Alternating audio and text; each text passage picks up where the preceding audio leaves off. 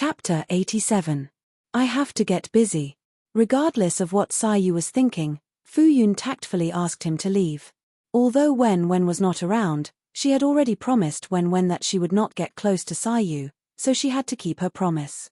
Otherwise, if the little guy got angry, it would be hard to coax him. I'll come and find you later. Sai Yu did not continue to pester them. He left the garden and got into a black limousine parked by the roadside. Sai Yu sat in the car and leaned against the back of the seat. He massaged his temples, feeling a headache coming on. Yuan Xin, who was sitting in the front seat, asked, "How did the discussion go?" "Both of them are my ancestors." Sai Yu's tone was filled with sweet annoyance. After the little guy found out about the matter, he had treated him with disdain in the morning. This was also beyond Sai Yu's expectations. This was not what he had expected.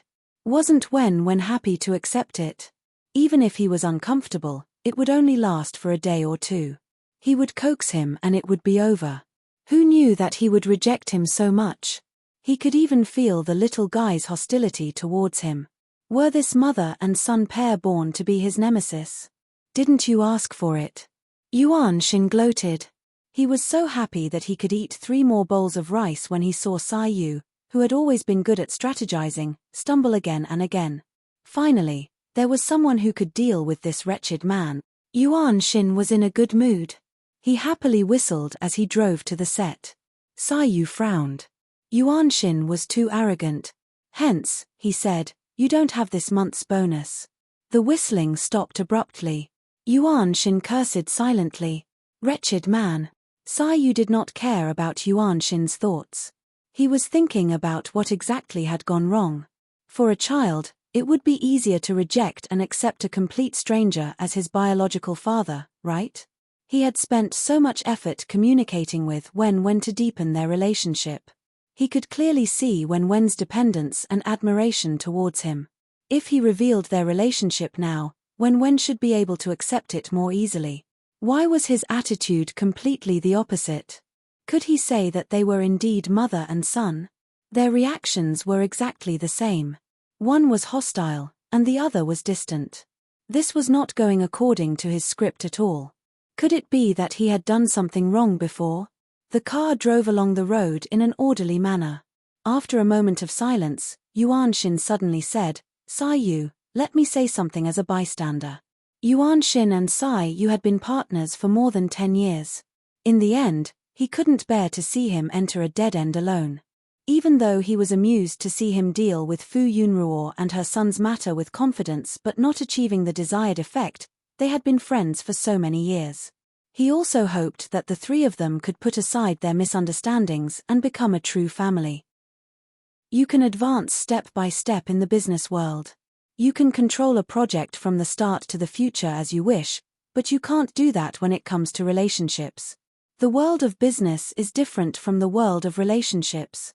You feel that you have paved the way, and they will naturally accept it happily. However, people's thoughts are the most uncontrollable. From another perspective, they might think that you are scheming and can even manipulate relationships. In the past, you treated them well with ulterior motives. Think about it. If a person tried his best to get close to you, and you accepted his existence, and he even became one of the most important people in your life, but in the end, you realized that he approached you with ulterior motives, wouldn't you feel betrayed? Would you feel that your trust and feelings in the past were a joke? It's not easy to build trust between 2 people, but it can collapse in an instant. I'm speaking from a neutral standpoint. You did not handle this matter properly. It's easy for people to misunderstand. Sai Yu could not deny that he approached her with ulterior motives. Even if he had put in his true feelings. He pondered for a moment and said, "You have a bonus for this month."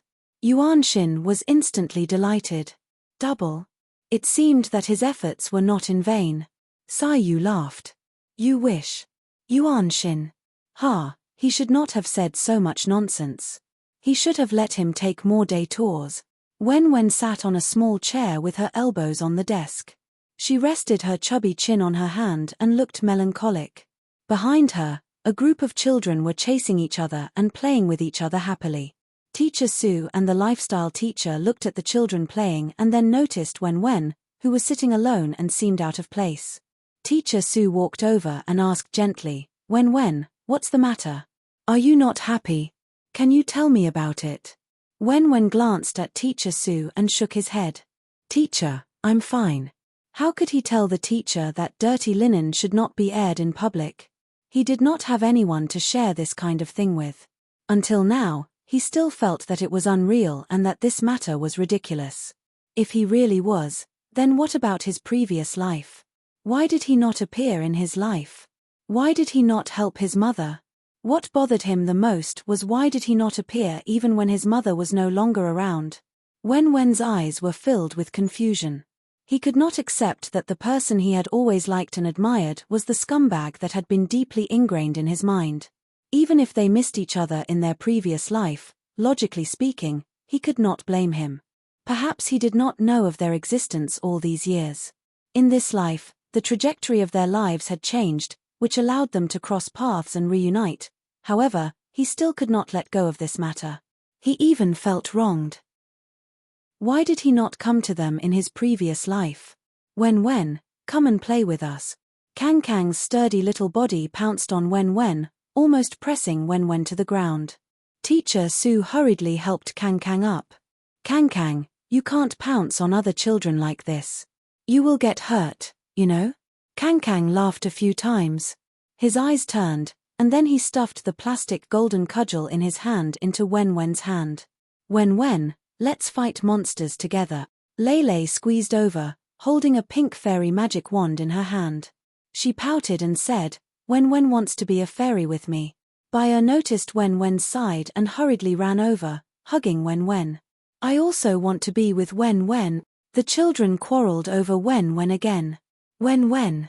It was not easy to coax this group of little sticky melons to play with him. How long did he have peace? Wasn't it 3 minutes? He just wanted to be a quiet and handsome man.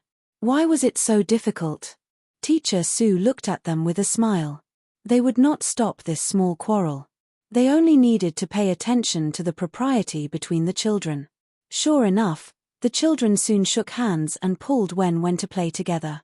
Teacher Sue saw that although Wen would still play with the children, he would still be distracted from time to time, looking like he had something on his mind. Teacher Sue felt worried and hurriedly told Fu Yun about Wen's abnormal situation, so that she could pay attention to the child's situation. Wen was not in high spirits. After playing for a while, he left his friends behind and sat at the side to watch them play. Kang and the others played around Wen, then pulled Wen to play with blocks.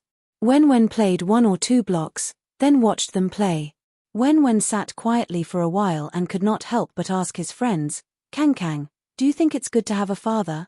Kang raised his head and said matter-of-factly, of course it's good. My father is very good to me. Every day, he comes to pick me up and send me to school. At night, he tells me stories to coax me before I sleep. He even buys me a lot of toys. He was often beaten, but he was used to it. Being beaten on the butt did not hurt at all. Wen recalled Kang's father. He was tall and strong. If Kang did not say so, he would not be able to tell that their family's male family was the main family and female family. Lei said enviously, your father is so good. My father is not good. He often goes on business trips. I can't see my father for a long time. I also want a father who can tell me stories. Dodo pouted with tears in her eyes. My father doesn't tell me stories, and he doesn't buy me toys. Kang's father was so good. Kang, I'll give you my father. Can you give me your father? Lei blinked, his big black eyes watery. I want it too. Baidor sniffed and blinked at Kang with Bambi's eyes. I can't give my father to you. Kang thought about it and said generously, I can lend him to you, but remember to return it to me. Lei and Dodo cheered, and the 3 children hugged each other. Wen was speechless. She felt that if Kang really asked his father, there would be a lot of bamboo shoots fried with meat. Wen, is your father not good to you? I'll lend my father to you too. Kang did not forget his favorite good friend. Wen was very touched, and then he refused. No need. He did not want a father at all, and he did not have a father. Kang Kang felt that Wen Wen was shy. He patted his small chest and said, "Yes, Lele, Dodo, and the rest have agreed." After thinking about it, Kang Kang was rarely shy. He tugged at the corner of his shirt and said shyly, "You can lend your mother to me too." Wen Wen's mother was so gentle and beautiful. He did not mind if his father exchanged with Wen Wen's mother. "Wen Wen, I refuse." He did not want to share his mother with others at all. Kang Kang opened his mouth and stared blankly at Wen Wen, as if he was frightened by his sudden loud voice. After a while, tears welled up in his eyes. "Wah wah wah. You're fierce to me. You don't love me anymore." Wen Wen, as soon as they heard crying, the other children did not say anything and immediately howled. Wen Wen, the classroom was suddenly in chaos. In the end, it was Wen Wen who coaxed Kang Kang. Kang Kang grabbed Wen Wen's clothes and did not let go. He was even sobbing. Lele was also on the other side of Wen Wen, her small hands grabbing Wen Wen's clothes. His back was occupied by Do and another delicate little boy's voice, and they stuck together tightly. Wen Wen felt that he was almost out of breath. He looked up at the ceiling, his expression saying that he had nothing to live for. Why did he have to start this topic? He should not have asked. Wouldn't it be better if he just stayed quiet and did not talk? It was really too difficult for him. Chapter 88. After Fu Yun sent Sai Yu away, she was not in the mood to work. She almost knocked over a pot of orchid because she was absent-minded. Then, she was rudely chased out of the flower shed by Uncle Guo, who was afraid that she would do something to his precious baby. Fu Yun could only go outside to see if there was anything she needed help with. It was still early, and the flowers in the flowerbed were in full bloom. They even attracted butterflies, adding a touch of light to the flowerbed. Fu Yun walked around outside and saw that there was a photography studio here taking wedding photos for customers. They signed a contract with a photography studio and officially fulfilled the contract. Today, there was a pair of newlyweds who came to take photos. Fu Yun looked at the bride in a white wedding dress from afar. She smiled very happily as she took photos with the groom. Suddenly, a hint of envy appeared in her heart. Ever since she came here and met Wen Wen, she had never thought that there would be a day when she would put on a wedding dress. A figure suddenly flashed across her mind. Fu Yun suddenly shook her head and threw that figure away. Seriously, she was too affected by him. This was impossible. Yun. Just as she was in a daze, the bride noticed Fu Yun's existence. She lifted her skirt and ran towards her happily, while Sina nervously ran beside her. The bride stood in front of her, excited and nervous. Yun, I'm your fan. Fu Yun revealed a smile. Thank you for your love. Then, she said sincerely, congratulations. Happy wedding. May you be together for 100 years. Thank you. Thank you. The bride was so excited that her face turned red. The bride stood in front of Fu Yun. She seemed to have a lot to say, but her mind seemed to be blank. She could not say what she wanted to say. Fu Yun said, "Do you want an autograph?" Yes. I don't have a pen and paper now. Can I give it to you after I sign it?" The bride nodded repeatedly. She had no objections at all. Then, she asked carefully, "Can I take a photo with you?" "My pleasure." In the end, Fu Yun Ruo and the bride took a lot of photos with the help of professional photographers. If it wasn't for the bridegroom who was about to cry, the bride would have continued to take photos with Fu Yun Ruo. Fu Yun did not dare to stay any longer and quickly left. When the bride saw the photo with her idol in the camera, she laughed. She felt that she had reached the peak of her life. She was actually wearing a wedding dress to take a photo with her idol. "This photo is so good. I want to hang it in my bedroom." The groom complained, "What about me?" The bride looked at him with disdain. In the end, under the bridegroom's tearful complaints, she reluctantly changed the location and hung it in the study. If Fu Yun returned to the inner circle this time, she was worried that she would meet fans again. Although her fans were very rational, the nearby fans would come here to try their luck when they were free to see if they could meet Fu Yun. She didn't come out often, only 3 or 4 times in total. The fans were anxiously waiting. Even if they guessed that she might be in a flower shed that was not allowed to enter, they did not make a fuss. After admiring the flowers, they would work harder next time. If they were lucky enough to meet her, they would just sign an autograph and take 2 photos before leaving in satisfaction. This time, because the other party was the bride, Fuyun Ruo couldn't refuse. She didn't want to affect her good mood, so she took a longer photo shoot, mainly changing a few scenes. Just a moment ago, she was still regretting that she might not be able to take photos in a wedding dress, but now, she was accompanying the person in a wedding dress to take photos. Fuyun Ruo instantly lost all her thoughts. She found an exquisite and beautiful notebook, wrote a top signature, and signed a few other autographs. Then, she asked Keek to send it to them.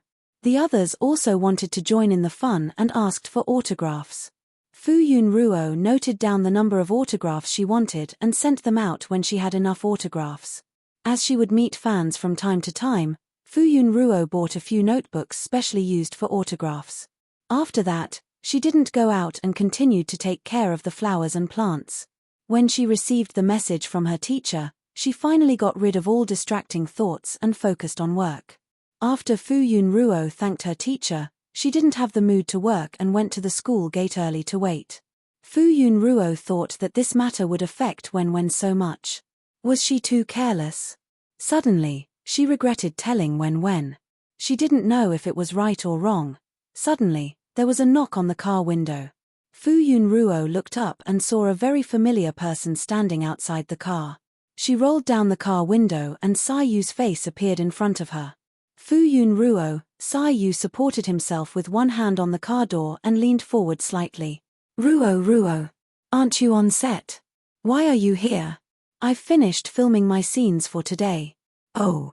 I want to pick up Wen with you and go home. Sayu's posture was very low. His tone was completely asking for Fuyun Ruo's opinion, as if he would respect her opinion and leave if she strongly objected. Can I get in the car? I just want to say a few words. Fuyun Ruo was about to reject him when she noticed Chen Shengnan in the driver's seat. She hesitated for a moment. Sayu took Fuyun Ruo's silence as consent. He opened the car door on the other side and got in. The weather had been getting hotter recently. Sayu stood outside for a while. When he opened the car door and got in, a wave of heat hit him in the face. Sayu had just sat down when a bouquet of yellow roses appeared in front of Fuyun Ruo. I saw it on the way here, so I bought it. It's for you. Fuyun Ruo looked down. The yellow roses matched with the other flowers. From a professional point of view, it was a perfect combination. Fuyun Ruo's expression was complicated. I'm also in the flower industry. She had such a big garden of all kinds of flowers. Why would he give her a bouquet of flowers? Sayu said, the meaning is different. This is my gift to you. Fuyun Ruo took a second look. Of course, she knew that the different colors of the flowers represented the language of flowers.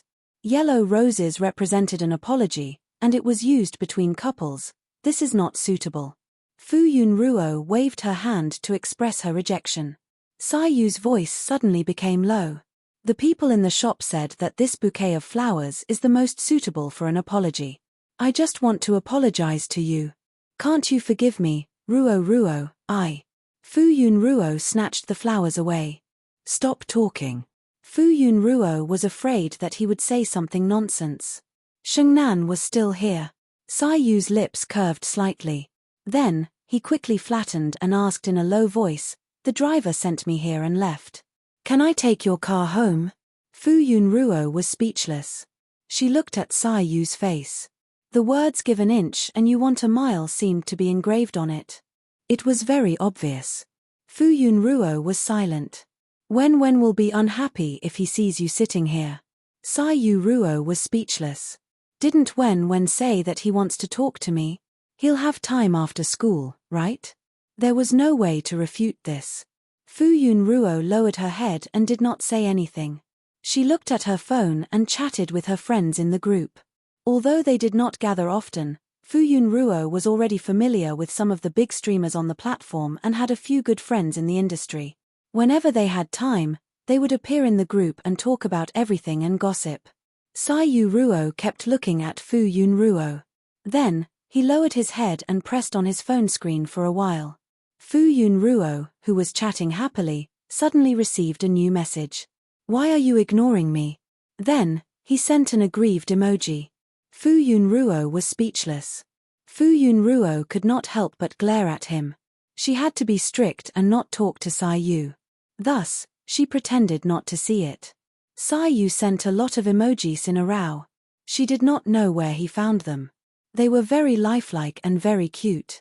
Fu Yunruo almost could not help but laugh out loud when she saw them. Fu Yunruo could not help but send an emoji over as well.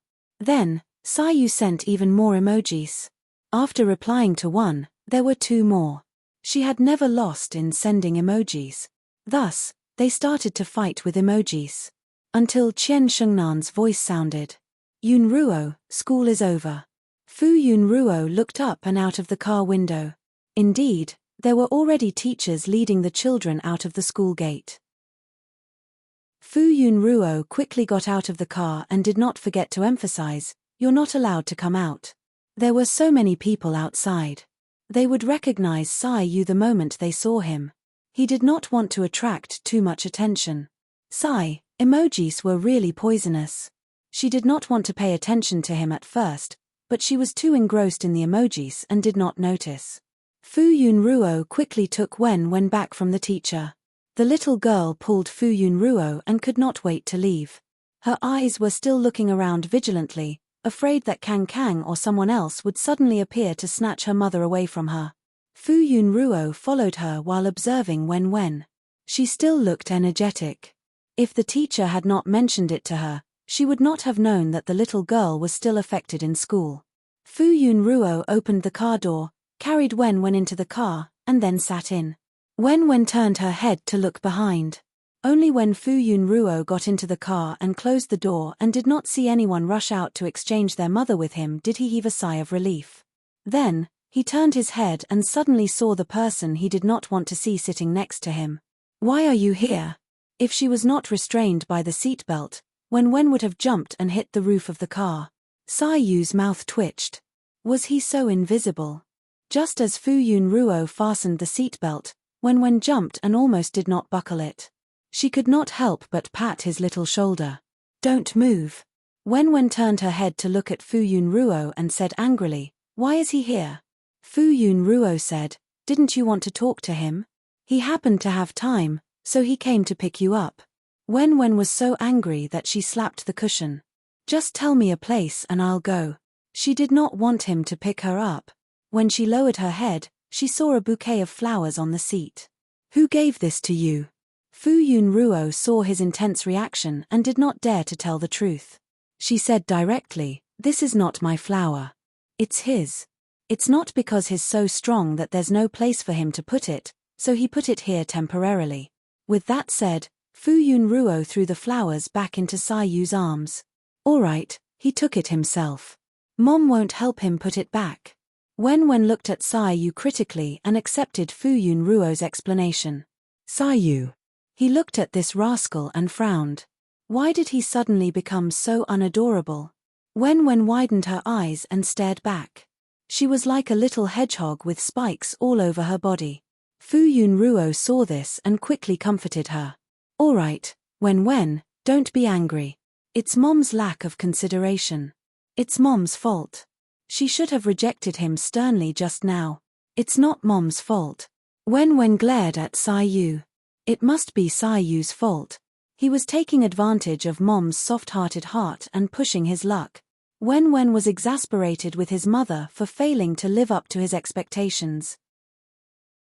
In the next moment, he felt that this person was too scheming. He always took advantage of when he was not around to coax his mother. Why did he admire? No, he did not admire or like this person in the past. He was too annoying. Wen. Sai Yu knew that he was in the wrong and softened his voice. "It's my fault. I should have asked for your opinion first." "Me." Wen turned her head and snorted through her nostrils. Fu Yunruo saw that Sai Yu was defeated. She had to admit that she was gloating in her heart. He deserved it. He had schemed so much and even plotted against her feelings. Wen had really helped her vent her anger. Chapter 89. In the short 10-minute car ride, Wen was like a little kitten baring its fangs and brandishing its claws. She used her cute appearance to pretend to be fierce, but in fact, she was not dangerous at all. In order to prevent the little kitten's fur from exploding, the target of the fierceness had to pretend to be afraid.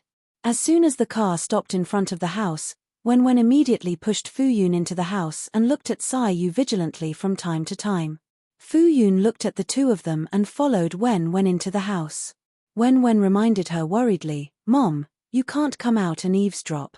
This is a negotiation between us men. You can't eavesdrop." Fuyun laughed and said, Okay. I won't eavesdrop." Fuyun took advantage of the situation and entered the house. She looked behind the door and thought that Sayu should be able to coax Wen, right? Fuyun was actually very curious about what Wen would say to Sayu. However, since she had already promised not to eavesdrop, she resisted the urge to peek at the door. Instead, she went back into the house and started cooking dinner. Wen put his hands on his hips. His hands were so chubby that they could not reach his waist. Hence, he changed his posture and looked up at Sayu. "If you have something to say it here." Sayu looked around and raised his eyebrows. "Are you sure?" Wen hesitated for a moment. There were people and cars on the roadside, so it was indeed not a good place to talk. Hence, he said reluctantly, "Let's go to your house." He took the lead and walked forward aggressively with his short legs. Sayu carried the flowers that she did not give out and walked behind him. Wen walked to the front door and looked up at the door that was not much different from his house. Sayu walked past him to open the door and walked in. Wen was very angry. In the past, she was very happy that they were fated to be neighbors. Now that she thought about it, he must have done it on purpose. He must have thought that the pavilion closest to the water would benefit first. He must have heard that they were moving here and secretly bought the house next door to create a coincidence. Wen walked in aggressively as if she was going to the battlefield. Due to the hot weather in the courtyard, Sayu got Wen's approval and moved the negotiation location inside the house. Wen was originally sitting on the sofa, but his small body did not look imposing, so he took off his shoes and stood on the sofa. At least the height difference was not that obvious. Sayu sat across Wen. There were a few plates of her favorite desserts on the table. Sayu had even made her a cup of nutritious fruit juice. "Are you hungry? They're all your favorites. Quick, try them." Sayu's house was always stocked with sugar-free but delicious snacks. She was just waiting for Wen to come over. Wen was disdainful. Was he someone who could be bought off so easily? Sayu didn't say much. The little girl was like a firecracker, ready to explode at the slightest provocation. He said gently, "Wen, what do you want to talk to me about? What evidence do you have to prove that I'm your son?" Wen's eyebrows were tightly knitted. He picked out the details. "My mother didn't know you in the past." He had reasons and evidence. Perhaps Sayu was taking the opportunity to trick his mother. He must have taken a liking to his mother, so he was using this opportunity to make use of him. There's a reason behind this. "You'll know when you grow up." The child was still young, so Sayu didn't want to talk to him about adult matters. After all, he still wanted to save face. "I'm not a child anymore." Wen was unhappy. Adults always like to use this sentence to brush off children. He wouldn't be so easily fooled. His mother had been vague about some things last night, so he didn't know enough details. Thinking of this, Wen was once again annoyed at himself for not suspecting his own background. If he had found out that he had a relationship with the Fang family, or the Fu family, he would have been able to find some clues. But now, it was too late to say anything. Sayu comforted him. "It's very complicated. You're still a child, so you don't understand. When you grow up, you'll know. I don't mean to lie to you." Wen lowered his head and looked at his small body. In the end, he didn't pursue the matter. Even if they didn't say anything, he could guess. According to the rules of the entertainment industry, his mother was either drunk or drugged, and by a freak combination of factors, she was pregnant with him. Otherwise, how else could it be explained that his mother couldn't recognize Sayu, But Sayu could recognize his mother. He had pursued the matter just to confirm. His guess was ultimately just a guess. If you still don't believe me, Sayu thought for a moment and said, we can do a paternity test. A paternity test can be fake. Don't think that he was young. He knew a lot. Sayu, then what proof do you want? What proof do you have?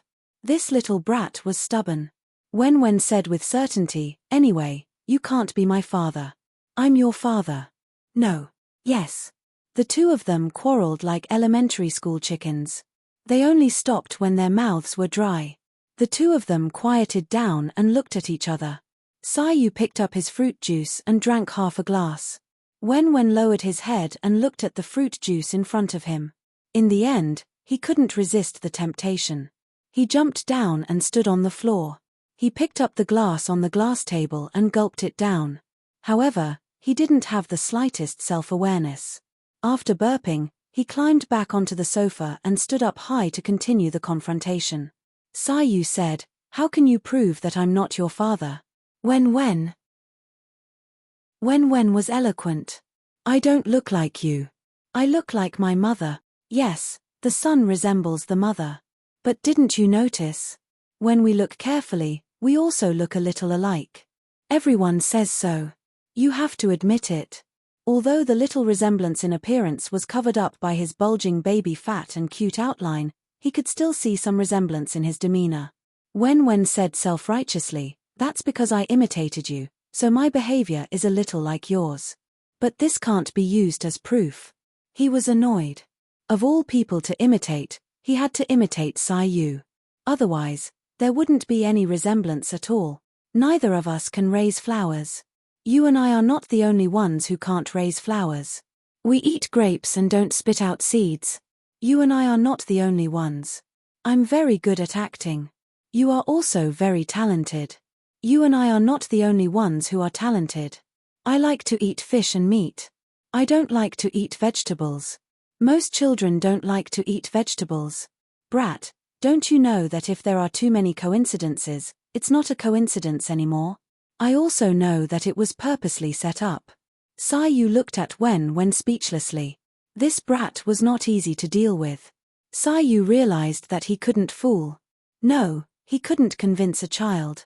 The child's words were clear and logical, and he couldn't refute them.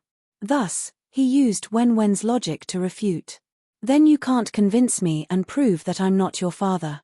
The two of them stared at each other. Neither of them could convince the other, and in the end, they parted on bad terms. Wen ran home and disappeared in a gust of wind without looking back. Sayu followed behind and watched the child enter the house. After the door closed, he turned and went back into the house. Sayu sat on the sofa and stretched his limbs casually. He looked at the 2 plates of untouched desserts and put one in his mouth. After a while, he laughed and scolded, brat. He was quite smart. Wen ran home angrily. When he saw Fu Yun, he plunged into her arms and hugged her without saying a word. Fu Yun originally wanted to ask how the discussion went, but when she saw Wen's rosy lips pouting, she found it funny and said, did it not go well? Fu Yun didn't think that a 4-year-old child could have a good discussion, so she let him do whatever he wanted. She thought that Sayu would be able to coax Wen, but it seemed that he had angered him instead. Okay, let's not be angry. Fu Yun held Wen's hand and walked to the dining table. Look, Mommy made a lot of delicious food for you. Wen sniffed. He smelled his favorite sweet and sour pork ribs. Immediately, his eyes sparkled as he looked at Fu Yun. Fu Yun smiled and then brought Wen into the kitchen to wash his hands first before returning to the dining table. Wen sat on the child's chair and looked at the 4 dishes and 1 soup on the dining table. 3 of the dishes were meat, and only 1 dish was vegetables. The soup was seaweed soup. Wen swallowed his saliva. His stomach said that he was very hungry and wanted to eat a lot of meat. Fu Yun gave Wen a piece of pork ribs. Wen happily picked it up and took a bite. Delicious. Mommy's sweet and sour pork ribs were the best. He quickly finished the first piece, and then Fu Yun gave him another piece. Wen had been so obedient recently. He had suffered a lot during filming and needed to eat more meat to nourish his body. Wen was about to eat the third piece of meat when Sayu's words suddenly rang in his mind. He suddenly froze. Fu Yun was originally smiling as she watched Wen eat the meat, but he suddenly stopped eating. She couldn't help but ask with concern, Wen, what's wrong? Wen put down the meat and said angrily, I don't like to eat meat anymore. I want to eat vegetables. He decided that from today onwards, he would change all the small habits that Sayu had. He would start by eating vegetables. Fu Yun immediately touched Wen's forehead worriedly. Could Wen be sick? He actually didn't want to eat meat and wanted to eat vegetables. Although he would only eat a few mouthfuls of vegetables a year ago when he had to be coaxed to eat vegetables, it was only in the past year that he took the initiative to eat even if he didn't like to eat. But after eating enough, he basically wouldn't eat more. Seeing him suddenly say this, Fu Yun was of course worried. She couldn't accurately feel his temperature with her hands, so she leaned over and touched his forehead. Yes, his temperature wasn't particularly high. It should be normal. Mommy, I'm fine. Then why don't you eat meat anymore? Of course, Wen wouldn't say that he wanted to change his habit that was the same as Sayu's. He rolled his eyes and found a reason. I want to lose weight. Fu Yun immediately poked his forehead. What do you mean by losing weight? Where are you fat? I think you want to be a stick. Wen lowered his head and looked at himself. He had a bulging watermelon belly and his small arms and legs were very round. He pursed his lips. I'm fat everywhere. Nonsense, this isn't fat. Children are all like this. When you grow up, you will become skinny. Dodo isn't like this. He's too skinny. You can't learn from him. Think about it. Aren't you the most popular in class? Wen thought about it. That was right. This shows that you are the most likable. Don't you want to be the most handsome child in kindergarten? Wen. He hesitated. It was his nature to like being in the limelight. Of course, he wanted to be the most popular child. Then do you still want to lose this cute fat? Wen immediately shook his head. Fu Yun was satisfied. She picked up another piece of meat for him. Good boy. Wen continued to gnaw on the fragrant pork ribs. When his stomach became rounder, he realized that something was not right. He said that he wanted to lose weight was just an excuse. When he touched his stomach and looked at the sky with a depressed expression. With his mother around, what could he do to change this habit? Chapter 90. Fu Yun Ruo didn't get the details of their conversation from Wen, but she got the general idea from Sayu that night. Fu Yun Ruo originally wanted to ignore Sayu so that Wen wouldn't explode when she found out. She also wanted to keep a distance. However, Sayu's message made her heart itch and she couldn't help but reply to the message. The conversation between the two of them revolved around who could convince who, and they actually talked for almost 2 hours. That was impressive. What surprised Fu Yun Ruo even more was that Sayu didn't manage to convince Wen. She didn't know why, but she suddenly felt very proud. Her Wen was so impressive. Sayu humbly asked Fu Yun Ruo for advice. What evidence should he provide to convince Wen? Fu Yun Ruo obviously wouldn't give him any advice. Instead, she replied, Wen repeatedly emphasized that this is a conversation between the two of you. You can't let me know. If Wen finds out, it wouldn't be as simple as just exploding. Sayu Ruo, there was silence on the other end for a while. Then, a voice message was sent. Ruo, I'm so sad. You want to burn the bridge after crossing the river. Sayu's voice sounded very aggrieved. Then, she sent a few pitiful emoticons. Fu Yun Ruo couldn't help but laugh. Then, she replied in a good mood, depends on my mood. After laughing, Fu Yun Ruo was also thinking about this problem. Although a paternity test could be faked, this was the only evidence that could prove it. Fu Yun Ruo also wanted to see the results. Even though she knew that Sayu wouldn't lie to them with something that could be easily exposed, Fu Yun Ruo already believed that this matter was true. She just needed an authoritative proof. Hence, Fu Yun Ruo typed, let's do a paternity test. Okay. Early the next morning, Fu-yun Ruo consulted Wen first. Wen, I think it's better for you to do a paternity test. Regardless of whether you are related by blood or not, at least we have a basis, right? Right now, we're just talking about it verbally.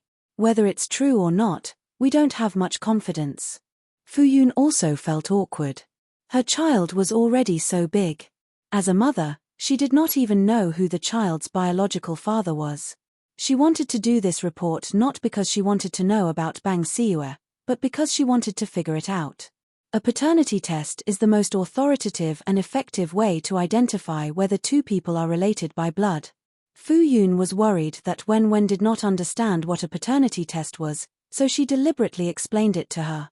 Wen said awkwardly, "The appraisal can also be faked." Fu-yun said casually, "I'll go to the hospital to do a DNA test. I guarantee that he won't touch it." Don't tell me that Wen doesn't trust mother. Wen did not say anything. He said that he did not trust mother, but in fact, he knew in his heart that Yu would not interfere. In the end, Fu-yun trimmed Wen's fingernails as a sample. Then, she took the sample provided by Yu and looked for her own connections. She had a senior's wife who was a doctor in the Imperial Capital Hospital. They had always been in contact and had a good relationship. When she went to ask her for help, the other party agreed without hesitation. Her senior even came over personally to get the sample, so Fu-yun did not have to make a special trip. Fu-yun asked them to keep it a secret and not let a second person see the whole process. After all, both parties' appraisal methods were too special. Once it was seen and spread, it would definitely cause a huge uproar. The appraisal report would not be out for a while.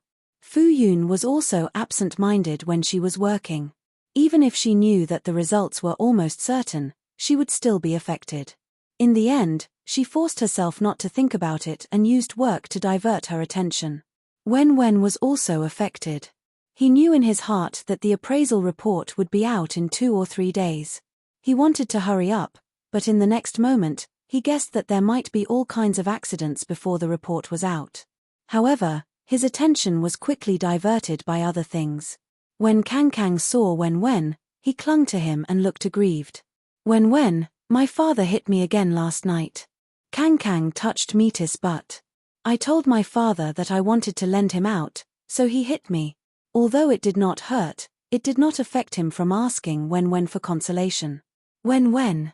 He knew it. A meal of stir-fried pork with bamboo shoots was inevitable.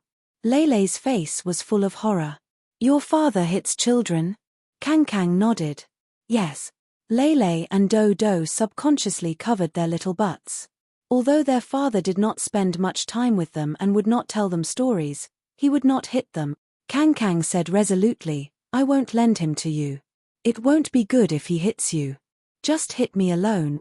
The two of them hurriedly nodded. They did not want him anymore. Kang looked at Wen. His little expression was even more aggrieved, and he almost cried. Wen, although I really want to exchange fathers with you, if father hits you, I'll bear it alone. I'm not afraid of being hit. Wen did not say anything. She touched his head with her little hand. Yes, it was better for her to bear the burden of her own father. Wen hoped that time would pass slowly, but it seemed that it had sped up during the day. School ended in an instant. He did not want his mother to see what was on his mind, so he pretended not to care. Fu-yun had already seen through it, but she pretended not to see it. She would make him busy so that she did not have time to think and order him to help with this and that. At 8:30 p.m., Aunt Mai made a video call. Ever since Fu-yun and the others came to the capital, they still maintained a video call with Aunt Mai once a week. However, if Fu-yun called a lot, Aunt Mai and Uncle Mai were afraid of disturbing them, so they rarely took the initiative to call. Unless it was at a fixed time, if Fu-yun did not call in time, they would take the initiative to call. This time, Aunt Mai took the initiative to call. Fu-yun was surprised and quickly answered the call. Aunt Mai. Ruo, are you busy? No. When heard Grandma Mai's voice, she quickly grabbed Fu-yun's hand and stood on her tiptoes to take a look.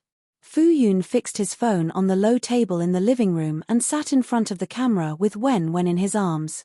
Wen saw Grandma Mai's face and also appeared on camera. Only then did she calm down. Grandma Mai tilde Wen's voice sounded like it was mixed with sugar. Aunt Mai smiled like a flower. Hey, Wen, have you been good recently? Have you listened to Mom? I've been good. Grandma Mai, I miss you and Grandpa Mai so much. He also missed his underlings. Oh my God. We miss you too. The grandmother and granddaughter talked to each other for a long time before reluctantly stopping the topic. Fu Yun noticed Aunt Mai's expression. She did not look sad. Instead, she looked happy.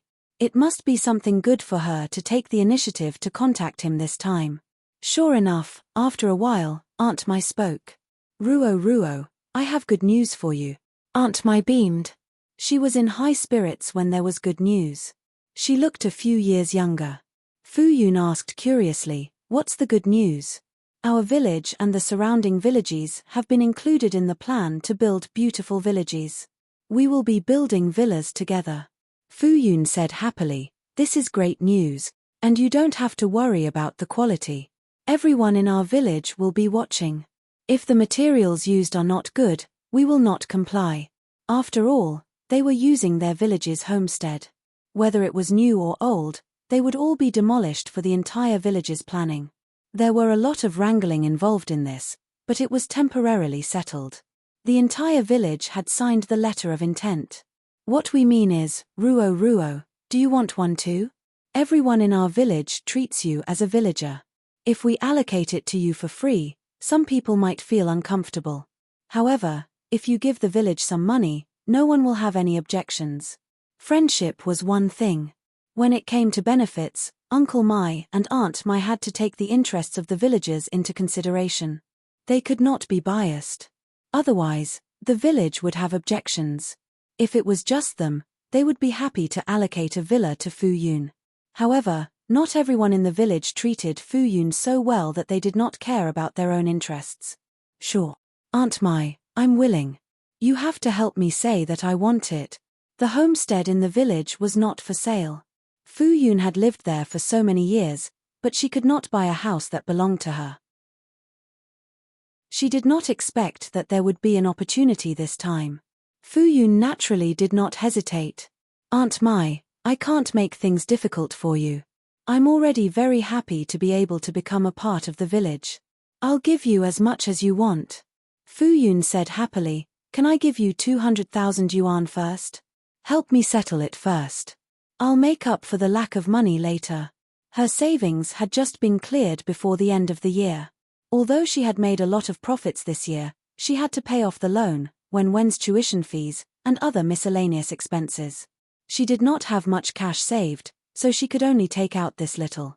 Fu Yun did not want to miss this opportunity, so she could only ask Uncle Mai and Aunt Mai to help settle it first. When Aunt Mai heard this, she immediately said, why do you need so much? Just give the village 50,000 yuan. Fu Yun was stunned. She could buy a villa with 50,000 yuan? The houses in the countryside are not worth much. 50,000 yuan is already a lot. If it were not for the sake of blocking the mouths of those gossiping people, she could have given less. In order to prevent Fu Yun from hearing any gossip in the future, she specially mentioned a little more. Those who had a homestead in the village would be given a house for free. Only Fu Yun would pay a huge sum of money, but no one would say anything when the time came. Fu Yun said worriedly, Aunt Mai, you can't specially reduce the price for me.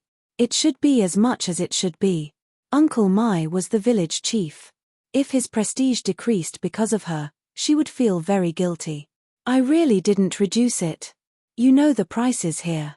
50,000 yuan is already very expensive. Fu Yun thought about it. Indeed, the prices there were very cheap. It was not easy for ordinary people to save 4,000 to 5,000 yuan a year. The main reason was that there were no channels to earn money. She had lived in the capital for a long time and was affected by the high prices here. She did not expect that the situation there was different from the big cities. 200,000 yuan was not even enough for the down payment of a house in the big cities, let alone a villa. With this thought in mind, Fu Yun did not say anything. Aunt Mai, then I'll transfer you 100,000 yuan first. I'll have to trouble you and Uncle Mai to help me. It would be best if we could be neighbors. Don't worry, we also hope to live closer. Aunt Mai, how are the two of you? You have to remember to do a full body checkup every year. Fu Yun reminded them worriedly. The elderly in the countryside basically did not have the concept of a full body checkup. They would only go to the clinic for minor illnesses and pains. In the eyes of the older generation, if their bodies could not take it, they would not go to the hospital, let alone go to the hospital for a full body checkup if they were not sick or in pain. However, regardless of whether they were young or old, it was good to go for a full body checkup every year.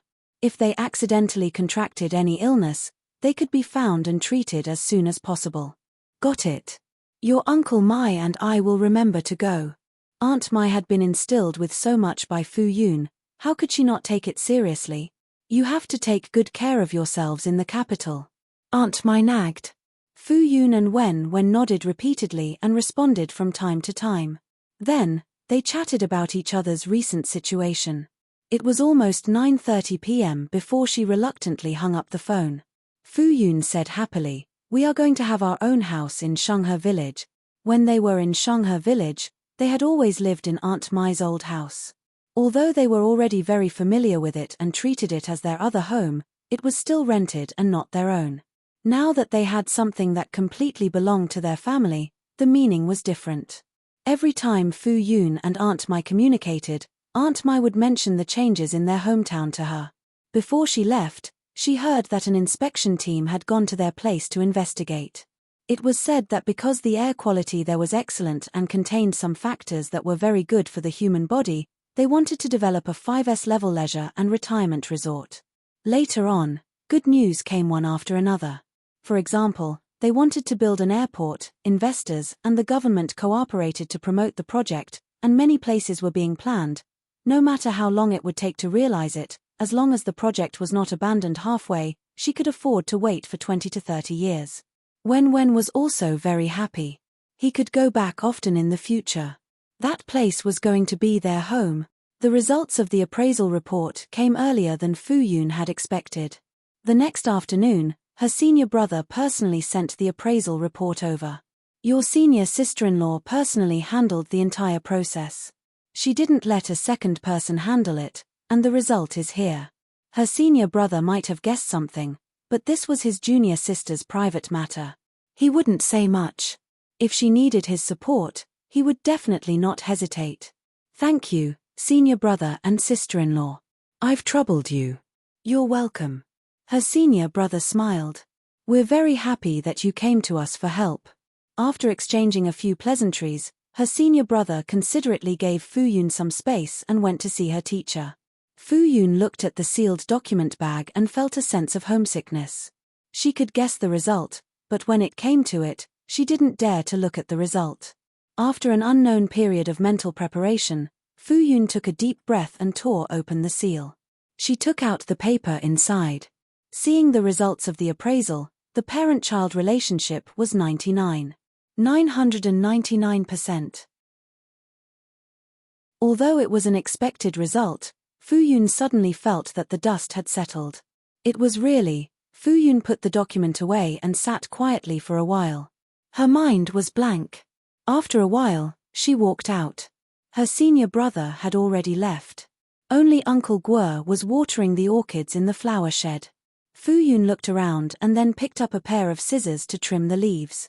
Uncle Guo noticed Fu Yun and asked casually, "What's going on between you and Sai Yu recently?" Although Uncle Guo rarely returned to the villa recently, he would quickly know if there was any trouble. It was quiet in the flower shed. After a while, Fu Yun said to Uncle Guo, "Uncle Guo, they are biological father and son." Uncle Guo was one of the closest people to Fu Yun other than Wen. He would find out sooner or later. Fu Yun couldn't continue to hide such a big matter from him. Now that the appraisal report was out, it was time to confess to Uncle Guo. Fu Yun's words were without rhyme or reason. When she wanted to add on, Uncle Guo had already nodded his head in understanding. Fu Yun saw that he wasn't surprised at all and asked doubtfully, "Uncle Guo, you already knew?" You already knew? When did you find out? How did he know? Fu Yun's face was full of question marks. Uncle Guo said, I didn't know. He just had such a guess previously. If a man inexplicably got close to an orphan and a widow and treated the mother and son well wholeheartedly, and this person obviously didn't have any improper thoughts about the adult at that time, eliminating this possibility, it meant that he had ulterior motives towards the child. And those who had ulterior motives towards an unfamiliar child, other than human traffickers, were related to the child by blood. Isn't this very obvious? Fu Yun. She was too naive at that time and didn't think too much. And she couldn't say why Uncle Guo didn't remind her. She felt that Uncle Guo would definitely scold her for being stupid. Uncle Guo frowned and asked, what's his plan now? Does he want the child back? Fu Yun shook her head. The child still belongs to me, but he wants to exercise his rights and obligations as a father and raise the child with me. If it weren't for the fact that you didn't have any intention of snatching the child from her, Fu Yun wouldn't be so calm. What about you? Don't you intend to be responsible for you? Fu Yun quickly waved her hand. He doesn't need to be responsible. It was hard to tell the elders that it was a mistake and no one needed to be responsible for anyone. If they didn't have a child, then it would be a love affair. Uncle Guo frowned unhappily. He was so attentive to his Ruoruo just now. Was it just for the child? This relationship is unclear. Are you going to accept it when others criticize you in the future? Fu Yun scratched her face awkwardly. The situation here is more complicated. Anyway, Uncle Guo, don't worry. I won't be at a disadvantage. Why should I care? Fu Yun smiled and said, besides, if I'm bullied, I still have Uncle Guo and so many seniors to stand up for me. I'm not afraid at all. Me. Uncle Guo snorted coldly. By the way, Uncle Guo, Aunt Mai told me last night. Fu Yun quickly changed the topic. Uncle Guo didn't harp on it and changed the topic. His village was also under construction, so his share of the family would not be reduced. In the afternoon, Fu Yun took a document bag and went to fetch Wen home. In the car, she looked at Wen and wanted to say something but stopped. Wen's heart skipped a beat. She immediately guessed that the test results were out. Sure enough, when they reached home, Fu Yun took out the document bag and handed it to Wen. The results are out. The whole process was handled by someone trusted by your mother. No third person was involved. Wen's gaze drifted for a while before finally landing on the report in front of her. The person who supported Yu was Fu Yun's biological father. Wen turned and ran upstairs. I will never admit it. Wen. Fu Yun chased after her for a few steps and ran up as well. Wen had already run into the room and locked the door. The solid evidence was out. Even if he was deceiving himself, Wen couldn't accept this fact. He couldn't get over the hurdle in his heart. Even though he knew that the trajectory of his previous life and this life were completely different, he still couldn't let go of it. He knew that he couldn't be blamed, however, if he really wanted to describe this feeling, it might be that he couldn't calm down. If he had appeared by their side in their previous life, would it not have been a tragedy?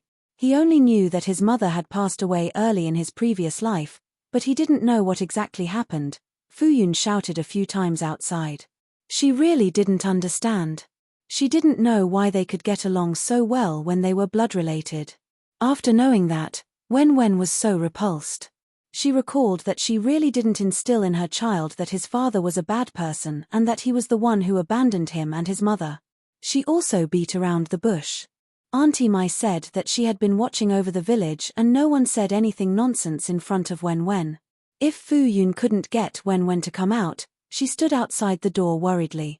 Not long after, her phone vibrated. Fu Yun looked down and saw that it was a message from Yu. The production team is going to film a night scene. I won't be going back tonight. Fu Yun. What did it have to do with her whether he came back or not? He was just living next door. Even if he didn't come back for a week, she might not know. Moreover, they didn't have anything to do with each other. Why did he have to report his schedule to her? Could it be that he sent the wrong message? Hence, Fu Yun reminded him, did you send the wrong message? No. Fu Yun looked at the document in her hand and thought for a while. She said, "The test report is out." He was one of the parties involved. Since the results were out, he had to know about it. There was silence on the other side and there was no reply. Fu Yun didn't care. Seeing that Wen was still inside and didn't come out, she decided to use her trump card. Boo-hoo. Wen, are you not going to see Mommy? Mommy is so sad, boo-hoo. Fu Yun had just cried for less than 40 seconds when the door was immediately opened. Mommy, don't cry. I didn't see Mommy. Fu Yun Ruo quickly hugged Wen, who was extremely anxious. Wen took a closer look. There were no tears in Fu Yun's eyes. He had been deceived. Fu Yun hugged Wen's soft body and threatened, "If you enter the house and lock the door again, I will really cry for you to see." Wen. Mommy is too evil.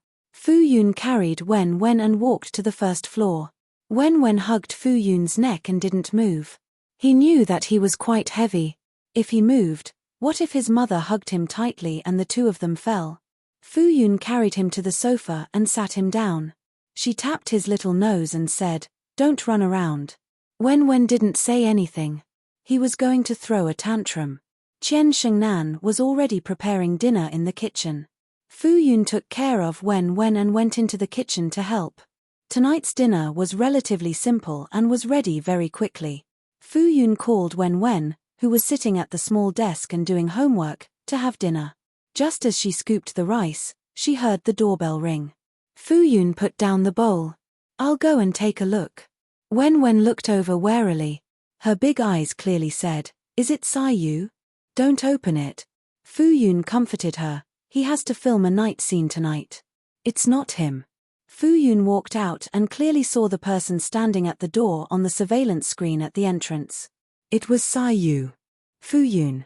She quickly glanced at Wen and then walked out. No matter what, she had to send him away first.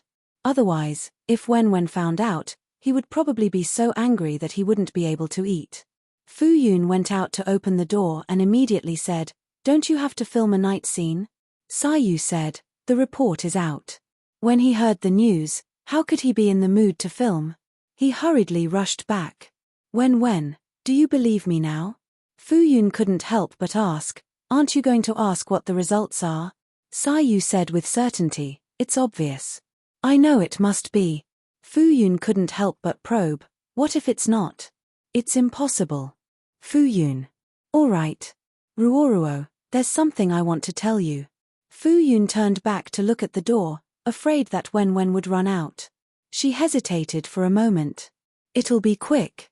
It won't take more than a few minutes." Sai Yu's voice had a pleading tone. "All right." This was not a good place to talk. Fu Yun was also afraid that Wen would run out and see Sai Yu, so she went to Sai Yu's courtyard. "What's the matter?" Fu Yun felt that she was a hypocrite. Every time she said that she wanted to keep a distance from Sai Yu, she still maintained contact with him. She suddenly realized a problem.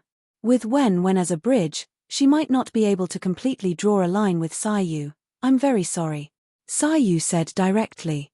"When I first got close to you, I thought that if I could become friends with you and become close to you, you wouldn't be so against me when you found out about my identity in the future. After all, we wouldn't be strangers then. At first, I just wanted to fulfill my responsibility as a father so that you would be able to accept my existence in the future. Indeed, after I found out that Wen was my child, I approached you with ulterior motives. I apologize. It's my fault. It's my first time falling in love with someone. I don't have any experience." Yuan Xin is right. Feelings can't be calculated. Whether it's kinship or love, it's all my fault in the past. I'll work hard to be a good father and be a good husband. Fu Yun's expression was complicated. She wasn't a fool. How could she not tell if someone was sincere or not? It was because she knew that he truly loved and doted on Wen. If Fu Yun saw that Wen also liked him, she would turn a blind eye and ignore those unreasonable aspects. Deep in her heart, she also had a selfish side. Wen didn't have a father. She hoped that more people would like Wen and dote on Wen to make up for this gap. If she thought about it more, She would naturally be able to see Sayu's motive. If she wanted to blame someone, she could only blame herself. She was blind back then. Why didn't she think of taking a look? With Sayu's recognizable face, she would definitely be able to remember it with just one look. That way, there wouldn't be so many problems later on. It was true that Sayu had done something wrong, but she had also done something wrong. I also want to apologize to you for what happened that night. Although I was also drugged that day, I still had some rationality in the beginning. Sayu explained. Of course, it could also be because his body didn't reject Fuyun, so he let his desires go. Otherwise, he wouldn't have lost control. But in the end, he was still wrong. When Fuyun heard this, she suddenly asked worriedly, "Will this affect Wenwen's body?" Both parents had remnants of drugs in their bodies. Would it affect Wenwen's body? Back then, she was afraid that it would affect Wenwen's body. Every time she did a pregnancy checkup and a full body checkup after birth, she was scared that the doctor would say something wrong with the child. She had done a lot of research. When a mother was pregnant with a child after taking drugs, it was easy to give birth to a deformed child or affect the child's intelligence. She was only relieved when the child was completely fine. Now, another gene provider said that he was also drugged at that time. Fuyun thought about it. Wenwen had always been much shorter than other children of the same age. She didn't even reach the standard height.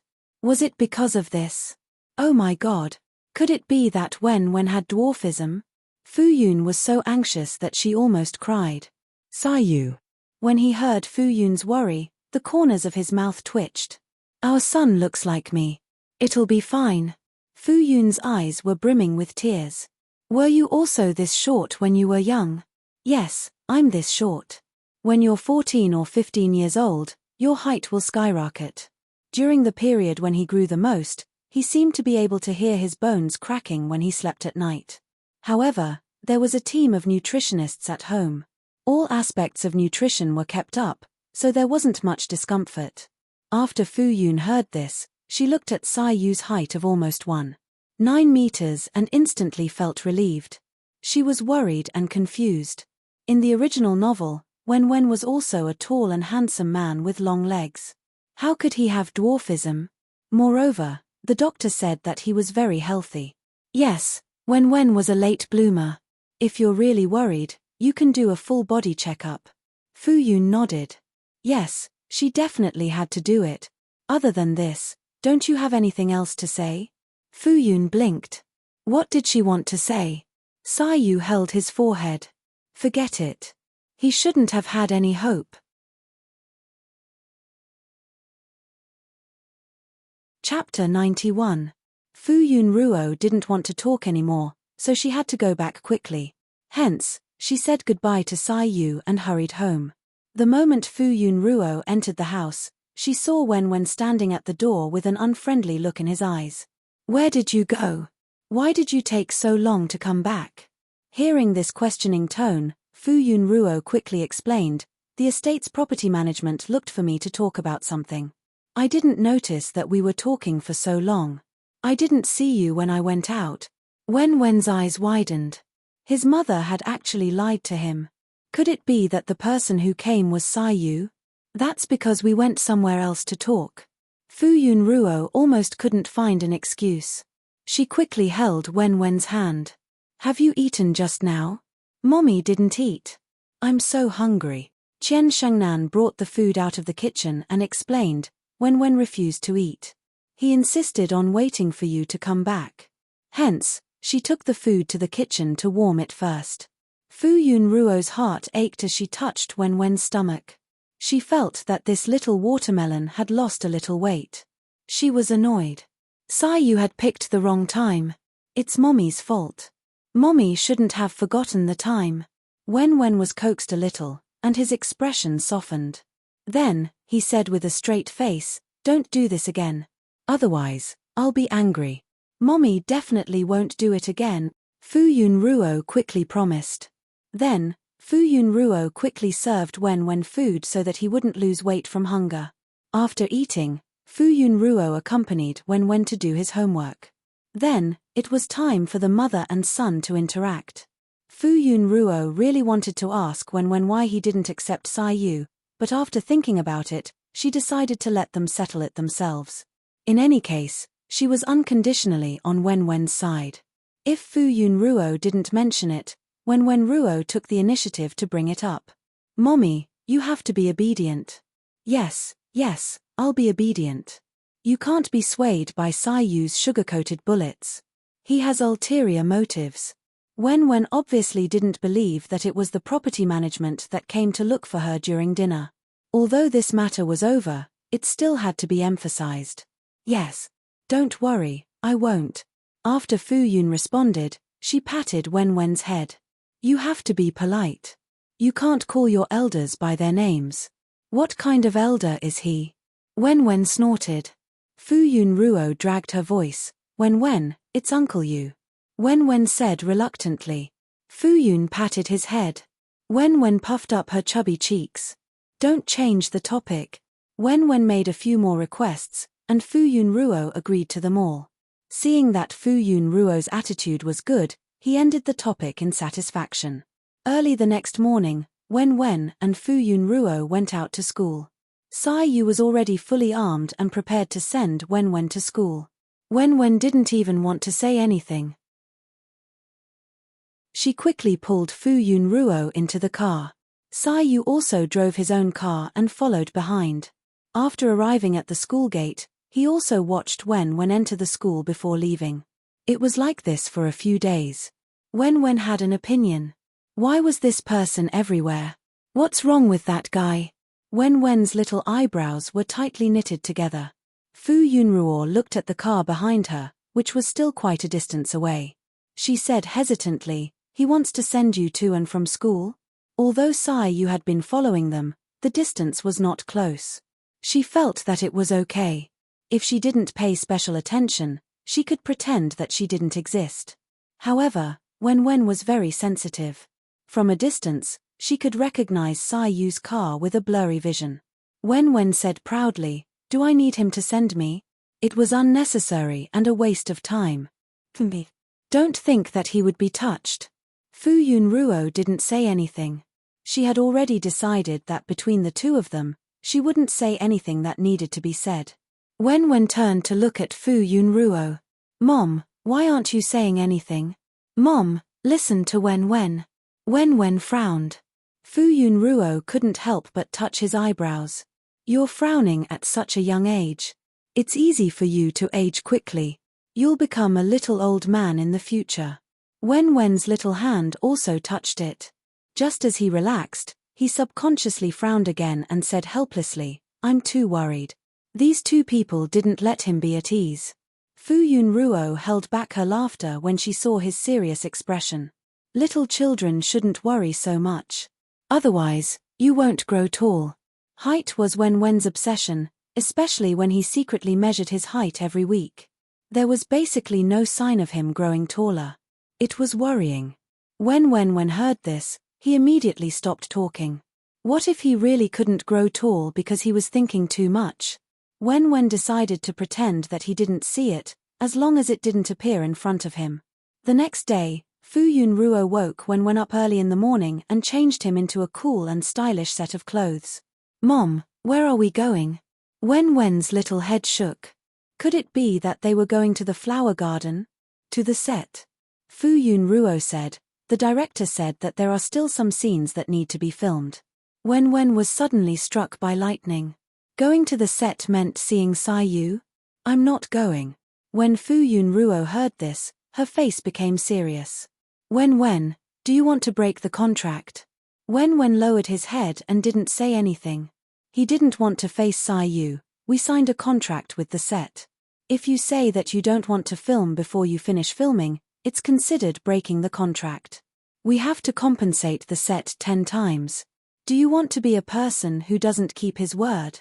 Wen thought about his high salary.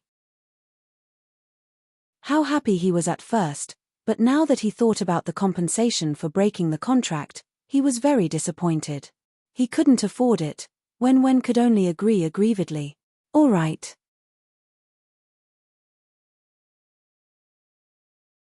Chapter 92. Wen followed Fu Yun to the set and received a warm welcome once again. The movie was halfway through filming and many of the supporting actors had already finished filming their scenes. Although there were fewer people in the set, it was still very lively. After Wen was surrounded by a circle of people expressing their love and longing for him, director Mo called him over. There was even a small stool for Wen beside him. Director Mo smiled and said, Wen, how's school going? Did the teacher praise you? As he was still a child, the adults spoke to him in a childish tone. Wen could feel their warmth and kindness, so he patiently answered them one by one. He felt that he was speaking in a serious manner and was controlling his natural cuteness. However, for some reason, when the adults heard him speak, if they could see it, they could see that their little hearts were constantly emerging from their bodies. When saw that Sai Yu was filming, he immediately turned his head and showed his disdain for Sai Yu. As the favorite of the crew, everyone paid a lot of attention to Wen. When they noticed his abnormal attitude towards Sai Yu, they secretly paid more attention to him. They thought that Sai Yu must have angered their precious Wen. They just wanted to see when Sai Yu would coax Wen. Director Mo naturally noticed Wen's mood and lowered his voice to ask, how did Uncle Sai Yu anger our precious Wen?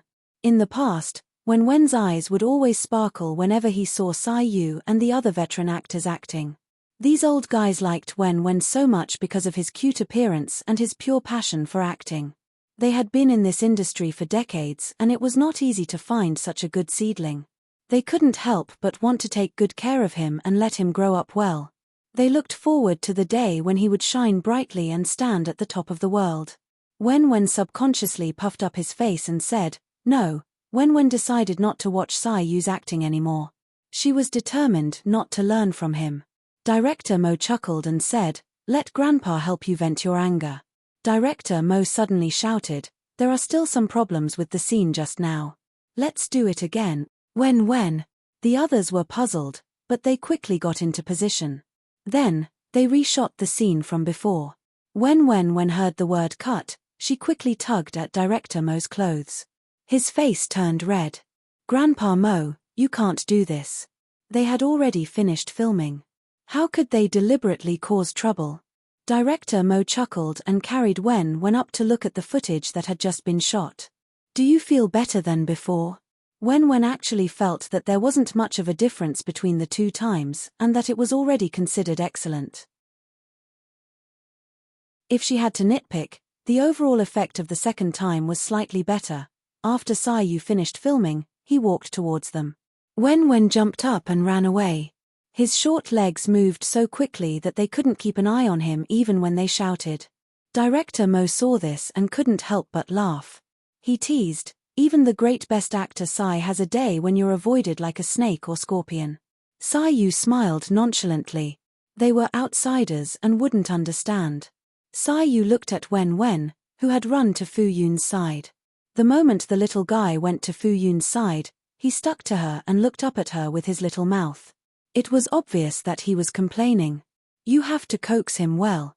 Sai Yu smiled and responded. He didn't go over to look for the mother and son.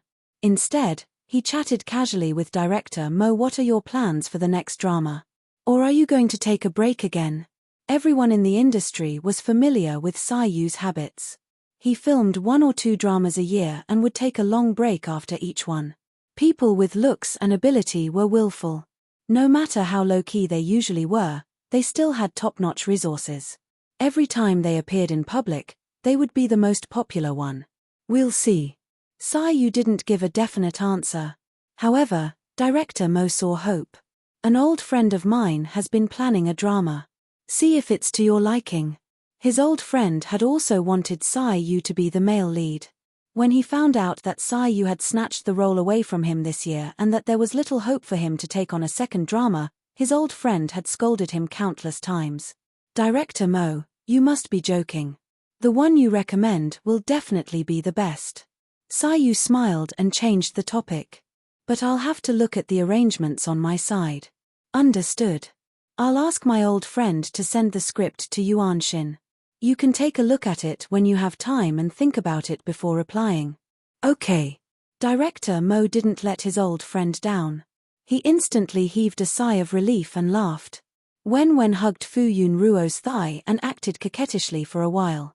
When she inadvertently turned her head and saw Sai Yu and director Mo chatting happily, she sulked.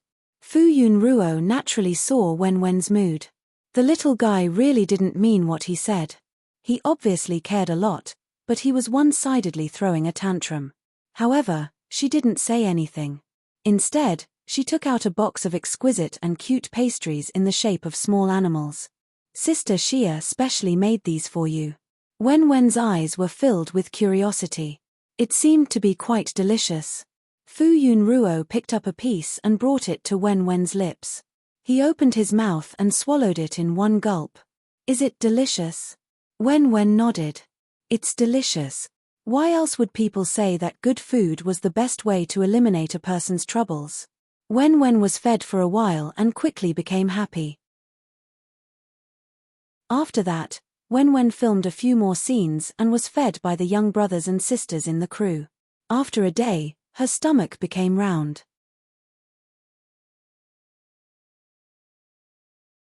Chapter 93. The filming of this movie had been going very smoothly.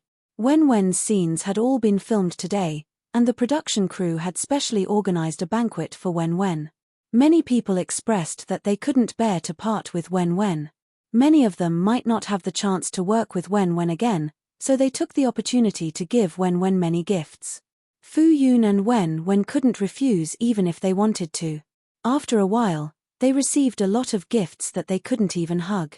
Fu Yun saw that there was basically nothing valuable, mainly homemade snacks and other things, so she didn't insist on rejecting their intentions. Director Mo also couldn't bear to part with this little guy. I have an old friend who is preparing to film a Xianxia movie series. Is Wen interested in being the child of the male lead? Although his old friend wanted a 7 or 8-year-old child, wasn't that like him? He was afraid that a 4 or 5-year-old child wouldn't know how to act. Seeing such a clever child like Wen, he would definitely be as reluctant to let go as he was. Wen looked over curiously, her eyes full of interest. Director, you're not being kind. I also want to film with Wen. Recommend me too. Xia Waning only had a few scenes in this movie as a supporting female lead. This time, she shamelessly came to Wen's banquet. As the saying goes, the enemy of one's enemy is one's friend. Xia Waning had been suppressed by Fang Shui for so long, and once she met Fu Yun and her son, she was unlucky and still couldn't get up. If it weren't for the Chang family, she would have fallen out of the entertainment industry long ago. Moreover, she heard that recently, if the head of the Chang family wasn't very satisfied with Fang Shui, it was uncertain whether that marriage could be maintained. Therefore, Xia Waning felt that she was lucky to be friends with them. She was now an A-list movie queen and was very familiar with director Mo. Therefore, when she joked, director Mo not only didn't get angry, but also laughed and said, "How can I leave you out? At most, I can only recommend you. Whether or not you succeed depends on you."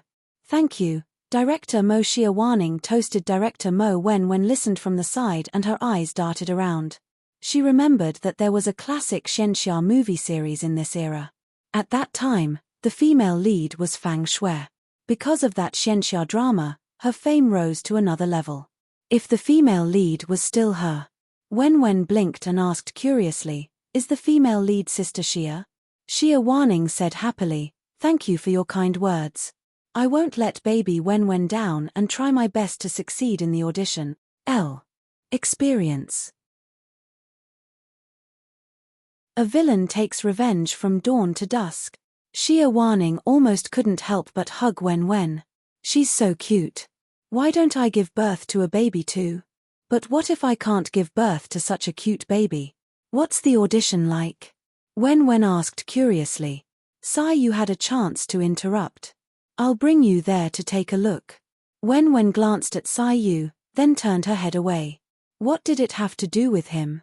Sai Yu, Yuan Xin smiled. I'll bring Wen there to take a look. Wen immediately turned his head and smiled. His little chubby face trembled. Thank you, Uncle Yuan, little brat. Director Mo patted Wen's head. You have to grow up well. Wen said, I'll grow up quickly. He nodded heavily. After the audition, Fu-yun Ruo and Wen took the car home. The little guy was happy about something. From time to time, he would laugh like a little mouse who had stolen oil. Fu-yun Ruo asked curiously, "What are you laughing about?" "It's a secret." Of course, Wen wouldn't tell her. He finally had a chance to take revenge. He was happy. Fu-yun Ruo tapped his forehead and said sadly, Wen, you're hiding secrets from your mother." Wen Ruo said seriously, "I've grown up and I'm a boy. There are some things that you girls don't understand. I can't tell you in the future. You have to get used to it." Fu-yun Ruo. He's so mischievous. Daughters are the most considerate. Why didn't she give birth to a little jacket?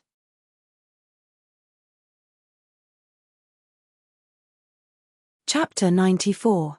Since Wen was curious about the audition, Yuan Xin decided on the role of the male lead in the Shenxia movie and discussed with the director to let the little guy go to the audition. The director naturally agreed to such a small matter. It was just a child. As long as he did not cause trouble at the audition, it was fine for him to come and take a look. Wen was very happy to hear Yuan Xin's words. He had asked around and found out that the female lead had not been decided yet. She had to go through the audition. He just had to think of a way to make her fail the audition.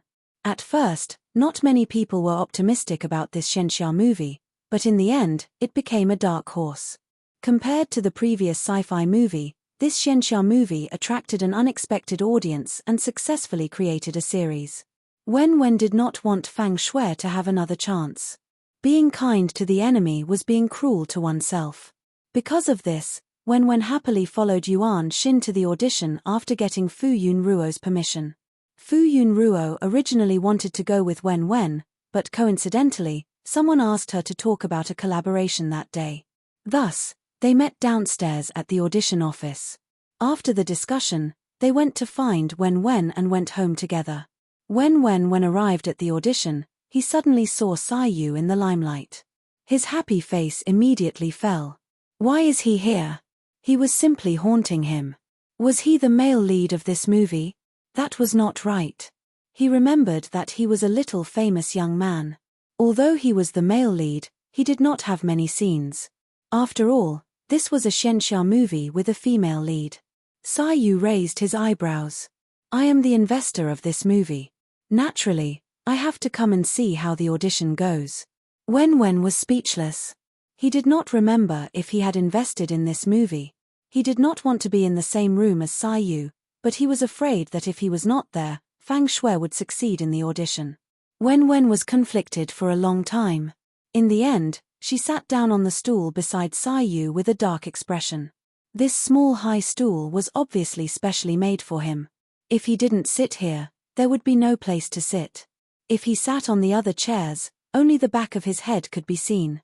Moreover, he was worried that there was something particular about these seats, so he could only obediently sit on the arranged seat. They weren't in the middle, so they weren't the examiners. However, Sai Yu's presence attracted the attention of the other examiners. Wen snorted coldly in his heart. One day, he would be the most popular child wherever he went. Sai Yu did not know that Wen was so ambitious that she wanted to surpass him. He took out 2 candies from his pocket and said, "These are delicious candies. Try them." The colorful candy wrapping the delicate and small candy looked very attractive at first glance. Wen turned his head away, disdainful. He was not someone who was so easy to please. Sai Yu opened one of the candies and put it in his mouth. "If you don't want it, I'll eat it all." Wen was even more annoyed. He was already so old, yet he was still eating candies. Shameless. Sai Yu looked at Wen's angry side profile. Her baby fat was even rounder because she was angry. He couldn't help but press on it with his finger. Hiss. It was soft and smooth. It felt great to the touch. Wen turned her head in shock and quickly covered her face. "You're teasing me. How dare you poke my face?" Wen frowned and said fiercely, "We're not friends anymore." Fart. Sai Yu did not know whether to laugh or cry. He wanted to rub her little head, but her peach blossom eyes, which resembled Fu Yun's, stared at him defensively. Yu regretfully gave up on that idea. What do you mean by teasing? Can you use that word here? Also, when did we sever ties? Why didn't I know about it? We severed ties a long time ago. Wen snorted coldly. Yu was speechless. The director, who looked like a Metriya Buddha, chuckled and said, Yu, it's been so long and you still haven't managed to coax the little kid. There were no secrets in the entertainment industry. The news that Yu had somehow angered Wen had already spread throughout the industry. Everyone was happy to see Yu suffer. Yu shrugged. Little kids are a little hard to coax. Wen was angry. He had not coaxed her at all. He made it sound as if he had a big temper. Look at you. You've angered the little kid. It's even harder to coax her now, the Metriya Buddha said with a chuckle. No wonder you always liked to tease this little kid. She was so cute when she was angry. It's my fault. Yu admitted his mistake decisively. However, it seemed like he would do it again. If Wen had not wanted to watch the audition, she would have left long ago.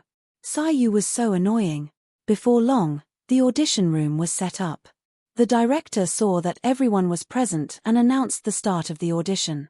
Everyone quieted down instantly. Wen immediately perked up and looked at the slightly ajar door with bright eyes. The audition this time was basically for a few important roles. Otherwise, there would not have been so many people of status participating in the audition. The first audition was for the second female lead. The person auditioning for the role was a very familiar young actress. It was a good start. This young actress's acting skills were not bad. Many of the examiners secretly nodded their heads. Wen thought to herself that the audition from 20 years ago was no different from 20 years later.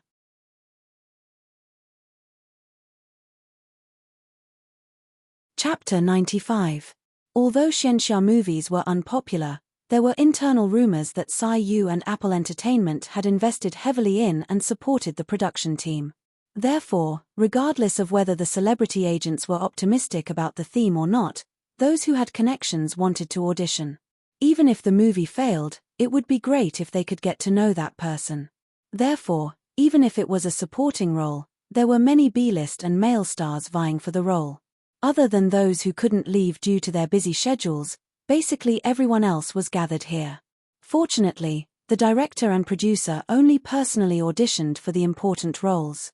The rest were filled by the assistant director or investors. The director's time was precious. Everyone only had 5 minutes for the audition. The fifth person to audition for the supporting female lead was Jiang. It wasn't easy for the company and her agent to get her this audition. They wanted her to make a transition to the big screen. If she could get into a big production, she would be able to break through the bottleneck and jump to the top. Therefore, she took this opportunity very seriously. A week before the audition, she even cancelled all activities to hone her acting skills. This audition was a live audition. The roles were only revealed 10 minutes before the audition. After they received their number, they were given the script. Those whose numbers were in front didn't have much time to prepare for the role. Jiang's number was in the middle, so she was lucky. When saw Jiang, he immediately sat up straight. Compared to Fang Shue's sister, Xia Waning, who had never made a comeback in her previous life, Jiang was almost better than Fang Shui, even though Fang Shui was half retired after she married Fang Shui and had children. Later, when Jiang was at the peak of her popularity, she got married and retired. Although she wasn't as famous as before, she lived a good life with her husband. However, she was unlucky in her middle age when her husband's company went bankrupt. Wen knew her because she had helped him. Although it was just a matter of a few words to her, to him, it was one of the few acts of kindness he had received.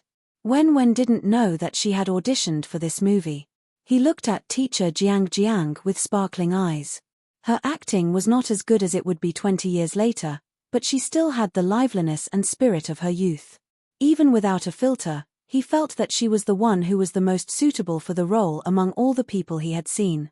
Yu noticed Wen's unusual attitude and asked, "Do you think she acted well?" When heard Yu's voice, he instinctively wanted to give him a slap on the back of his head. However, when he thought about how teacher Jiang Jiang had not appeared in the film, it must have been because she had not been selected for the role, so Wen hesitated for a moment before deciding to help him. However, he knew that he was just a kid. It was one thing to be liked by others, but if he really wanted to change the adults' minds, he would need someone with authority to speak up for him. Therefore, with a serious face, Wen nodded and said, "You acted very well." Sai Yu was surprised and couldn't help but take a closer look. What kind of charm did this woman have that made when Wen talked to him for the first time? What's so good about her? Wen looked at him with disdain. "You're making things difficult for me. I'm still a kid." He remembered his character. He could be smart, but if he was too smart, he would be close to a demon. Sai Yu was speechless. This little brat was getting less and less cute as he got older. The directors were also very satisfied with Jiang Jiang's audition. Seeing that no one else had any objections, they made a checkmark and told her to return to the canal and wait for further notice. Wen saw that Sai Yu didn't even need to say anything. The directors had already teased teacher Jiang Jiang, so he felt that he had wasted his time talking to Sai Yu. However, on second thought, even if the audition was confirmed, it was common for actors to be replaced at the last minute. He had encountered this many times. Perhaps someone had wanted to insert someone else into the cast and replaced her? Thus, he asked worriedly, "Will I be able to see Jiang Jiang? Sister Jiang Jiang on set?" Sai Yu rubbed Wen's head and smiled without saying a word. Wen immediately hugged his head and refused. Sai Yu was worried that a child like him wouldn't be able to sit still for too long. He asked in a low voice, "Do you want to go find your mother?" Sai Yu felt that the audition was quite boring. Although he was the biggest producer, there was no need for him to sit here. He mainly wanted to accompany the little brat and was worried that he would feel uncomfortable in an unfamiliar environment. He felt that the little brat's enthusiasm should have cooled down after 3 minutes. He might as well take Ruoruo out for a Western meal and walk around while he had the time. "No, I still want to watch." The main event hadn't started yet. How could he leave so early? Wen thought about it and understood why he wanted to leave. He immediately warned him in a low voice, "You're not allowed to leave either. You can't take the opportunity to find my mother alone." Sai Yu was speechless. Why didn't this little brat just give up? After the audition for the second female lead and third male lead, the main event began. The audition for the female lead was about to begin. 5 minutes later, the audition for the female lead officially began. The audition room was filled with whispers and the director was grinning from ear to ear. Although not all of these people had come for him, the crew was the beneficiary and could only be happy. 5 minutes later, the audition for the female lead was about to begin. Wen was excited and looked at the door with bright eyes.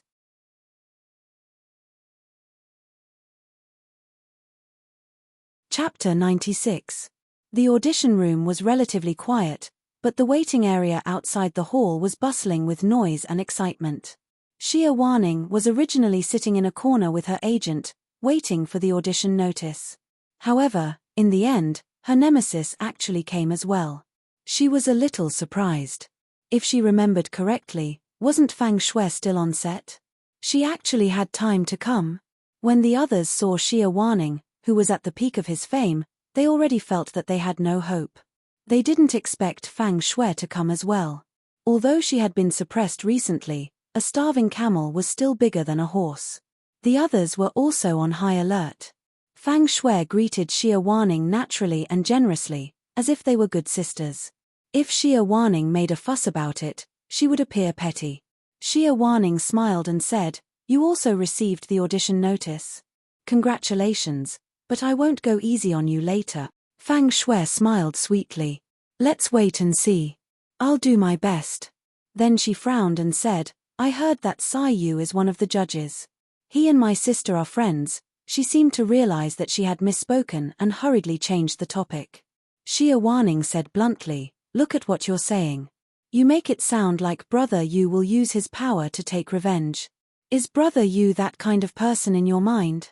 Xia Waning used to think that Fang Shui was like a high and mighty goddess, pure and cold. Perhaps in the past, She was indeed favored by the heavens and loved by everyone.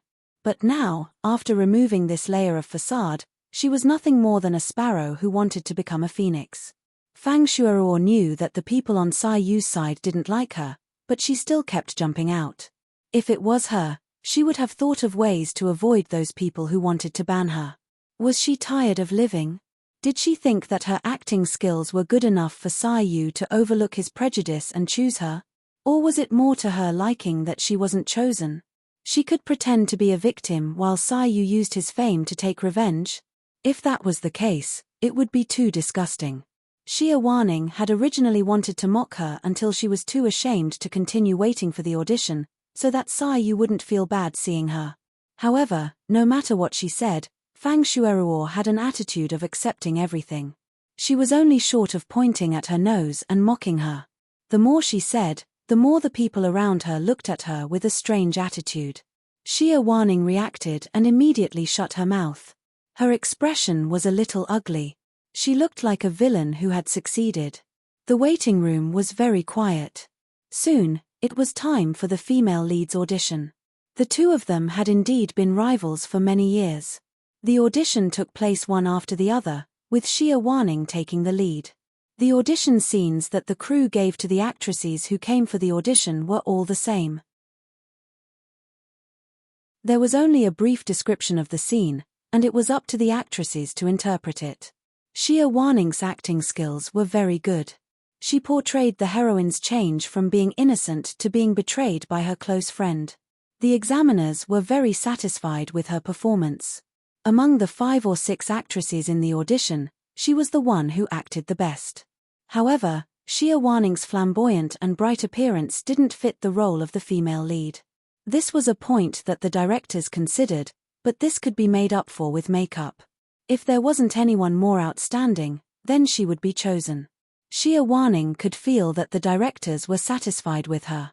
Although they didn't make a decision on the spot, she felt that with Sai Yu and Wen around, her chances of getting the role were very high. Thus, she walked out in a good mood. Although Wen was more familiar with Xia Waning and Sister Xia usually took care of her, to be fair, her character didn't match the character set in the script. If she didn't do well, it would be easy for her to fall out of character.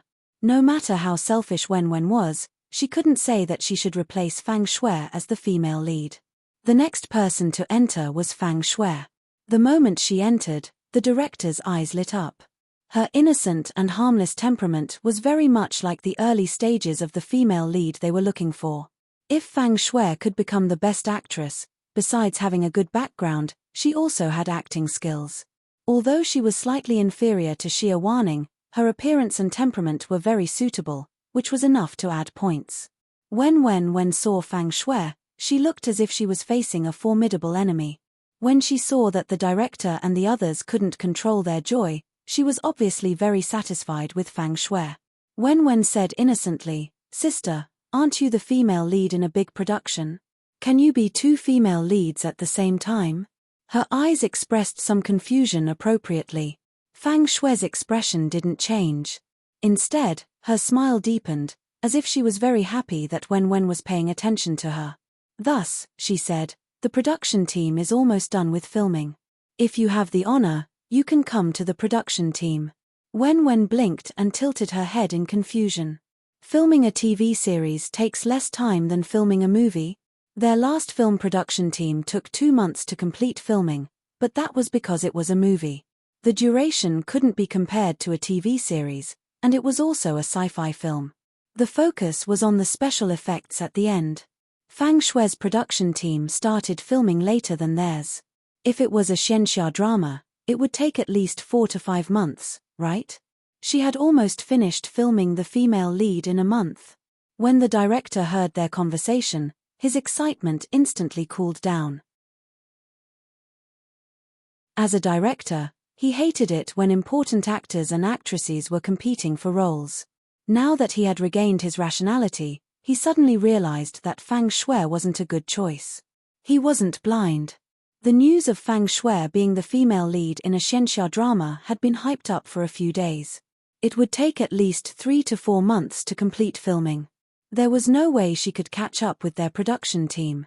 Although they were still in the midst of casting, everything else was ready. All they needed was the actors and actresses. With big investments like Sci-Yu and Apple Entertainment, they didn't have to worry about anything. Most importantly, Fang Shue's reputation wasn't very good. Furthermore, she was almost blacklisted. Furthermore, the person who blacklisted her was the producer, a major investor of the production team. The director turned his head to the side and met Sci-Yu's deep eyes that seemed to be smiling yet not smiling. He suddenly quivered and straightened his back. How depressed was he to have the idea of marrying her? The director coughed softly with an unfathomable look on his face. After the assistant director finished discussing with the others, he said calmly, "We'll inform you of the results in 3 days." The assistant director saw the director's indifferent attitude and hurriedly tried to smooth things over. He said warmly, "You acted very well. We will consider it carefully." Fang Shui thanked him gently and glanced at Sci-Yu before she left. Sci-Yu, on the other hand, kept looking at the child beside her. It was as if she didn't notice. Fang Shui lowered her eyes and left with a smile. After that, other people came to audition for the female lead. However, with Xia Waning and Fang Shui around, the others paled in comparison. The casting process also started between the two of them. Wen's little eyes kept glancing at the people who were discussing intensely. The assistant director was very satisfied with Fang Shui. When he saw that the others were siding with Xia Waning, he became very excited. He almost pointed at their noses and said that they had been bribed. Wen couldn't help but move her little butt and listen to their heated discussion. Sci-Yu thought that Wen couldn't sit still anymore, so he picked up the chubby boy with one hand and carried him in his arms. "Don't you want to stay here anymore? Let's go out then." Wen, who had suddenly jumped into the air and instinctively hugged Sci-Yu's arm in fear of falling, was confused. He was listening to the crucial part of the conversation. How could he leave? Sci-Yu had already opened the door and walked out. He said, "Don't worry. I won't let the person you hate appear in front of you." Wen, who had wanted to break free, immediately quieted down. How could he forget that Sci-Yu had always hated Fang Shui? He definitely wouldn't let her come to his set. Wen said awkwardly, "Put me down. I can walk by myself." Sci-Yu looked down at Wen and put her down. As soon as Wen's feet touched the ground, she immediately ran out. However, as soon as she turned the corner, she bumped into someone who was walking towards her. "Ah!" A delicate voice rang out. Before Wen could react, the person he bumped into fell to the ground with a cry of surprise. Wen reacted quickly. She took 2 steps back and squatted on the ground. She looked at the person in front of her with an aggrieved expression on her chubby face and tears in her dark eyes. Before the other party could say anything, Wen looked timid and said in a sobbing tone, "Why are you blocking my way?" Wen thought to himself that he was a professional at following other people's paths and leaving them with no way out. Fang Shui, who was sitting on the ground with tears in her eyes and a pained expression on her face, was speechless. Sci-Yu bent down and helped Wen up. He asked with concern, "Are you hurt anywhere? Does it hurt?" Wen glanced timidly in a certain direction and said meekly, "My butt hurts. Yeah, I fell down just now." Sci-Yu placed his large hand on her butt and rubbed it. It was bouncy and soft, so he couldn't help but rub it a few more times. Sci-Yu said righteously, "It won't hurt anymore if I rub it more." Wen was speechless. The big jerk took advantage of her. She had proof.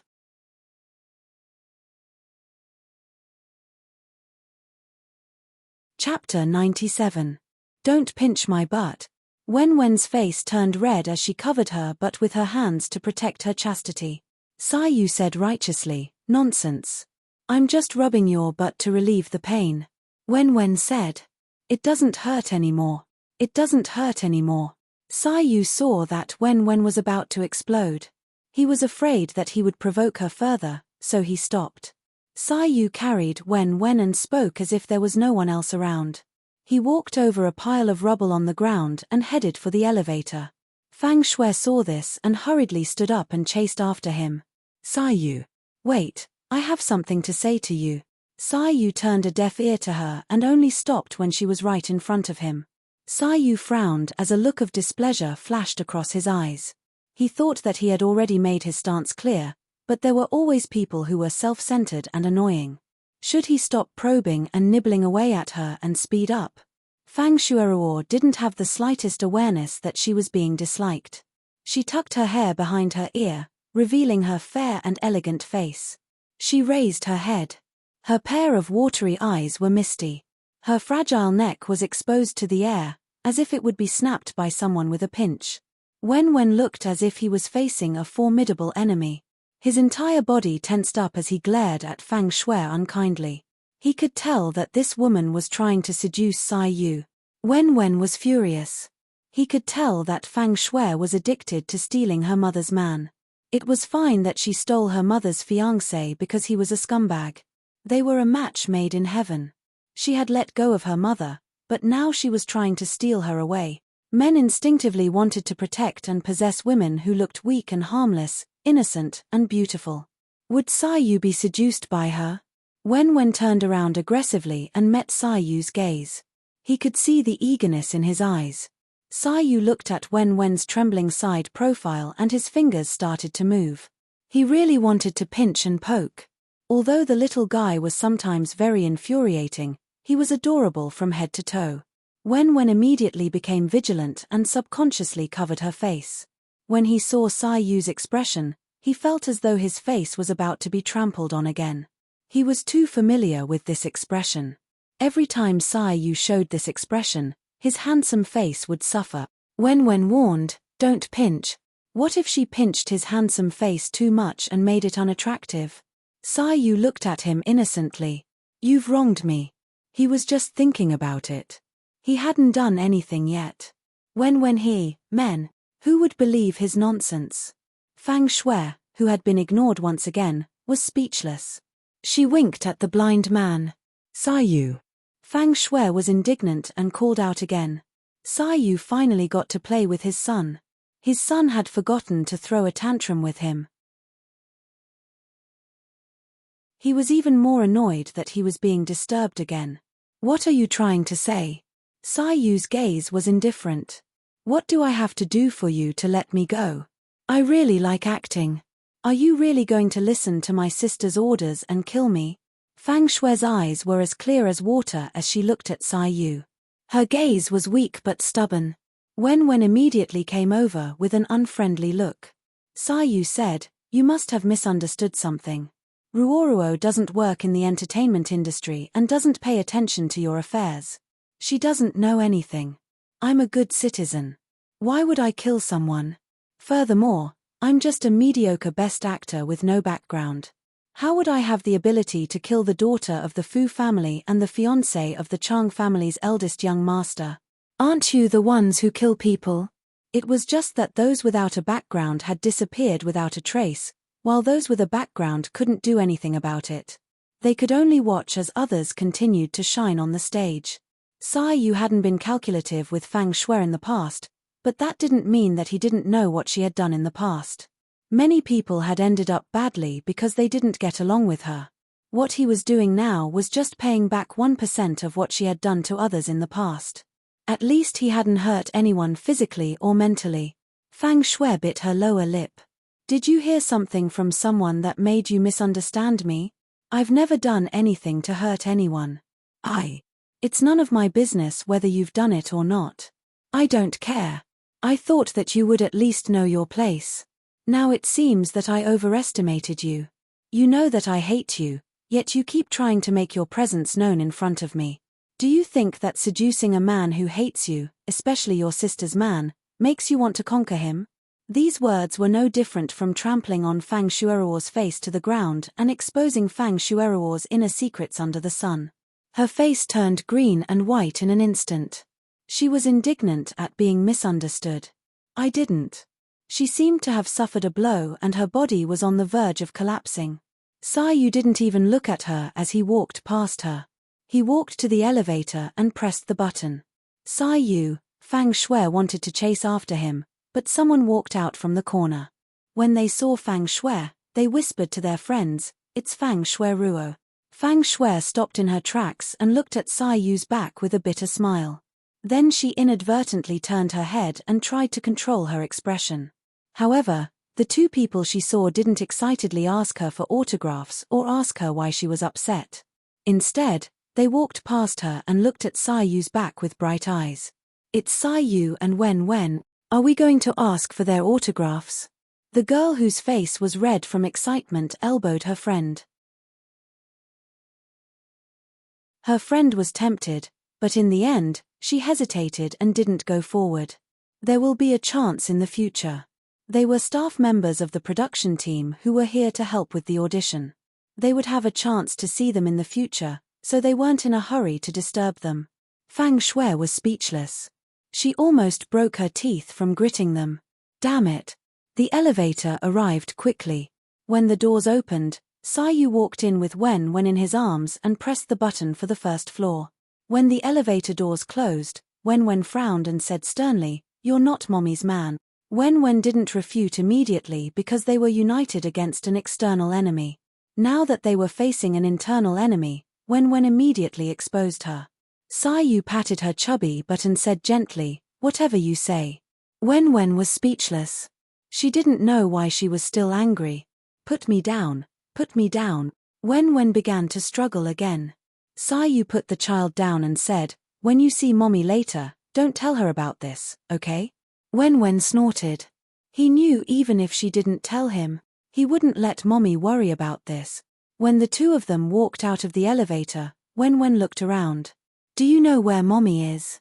Sayu waved his phone. "Your mommy told me." Wen stared at him.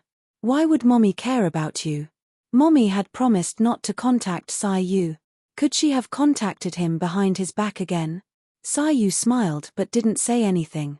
He looked down at the angry child and thought to himself, "That's because I have a hostage in my hand." Sayu walked out of the elevator with Wen. The two of them wore the same hat and pulled down the brim. If one didn't look closely, one wouldn't be able to see their faces clearly. Sayu even put on a pair of sunglasses and walked out of the glass door quietly. At this moment, Fu Yun was also in trouble.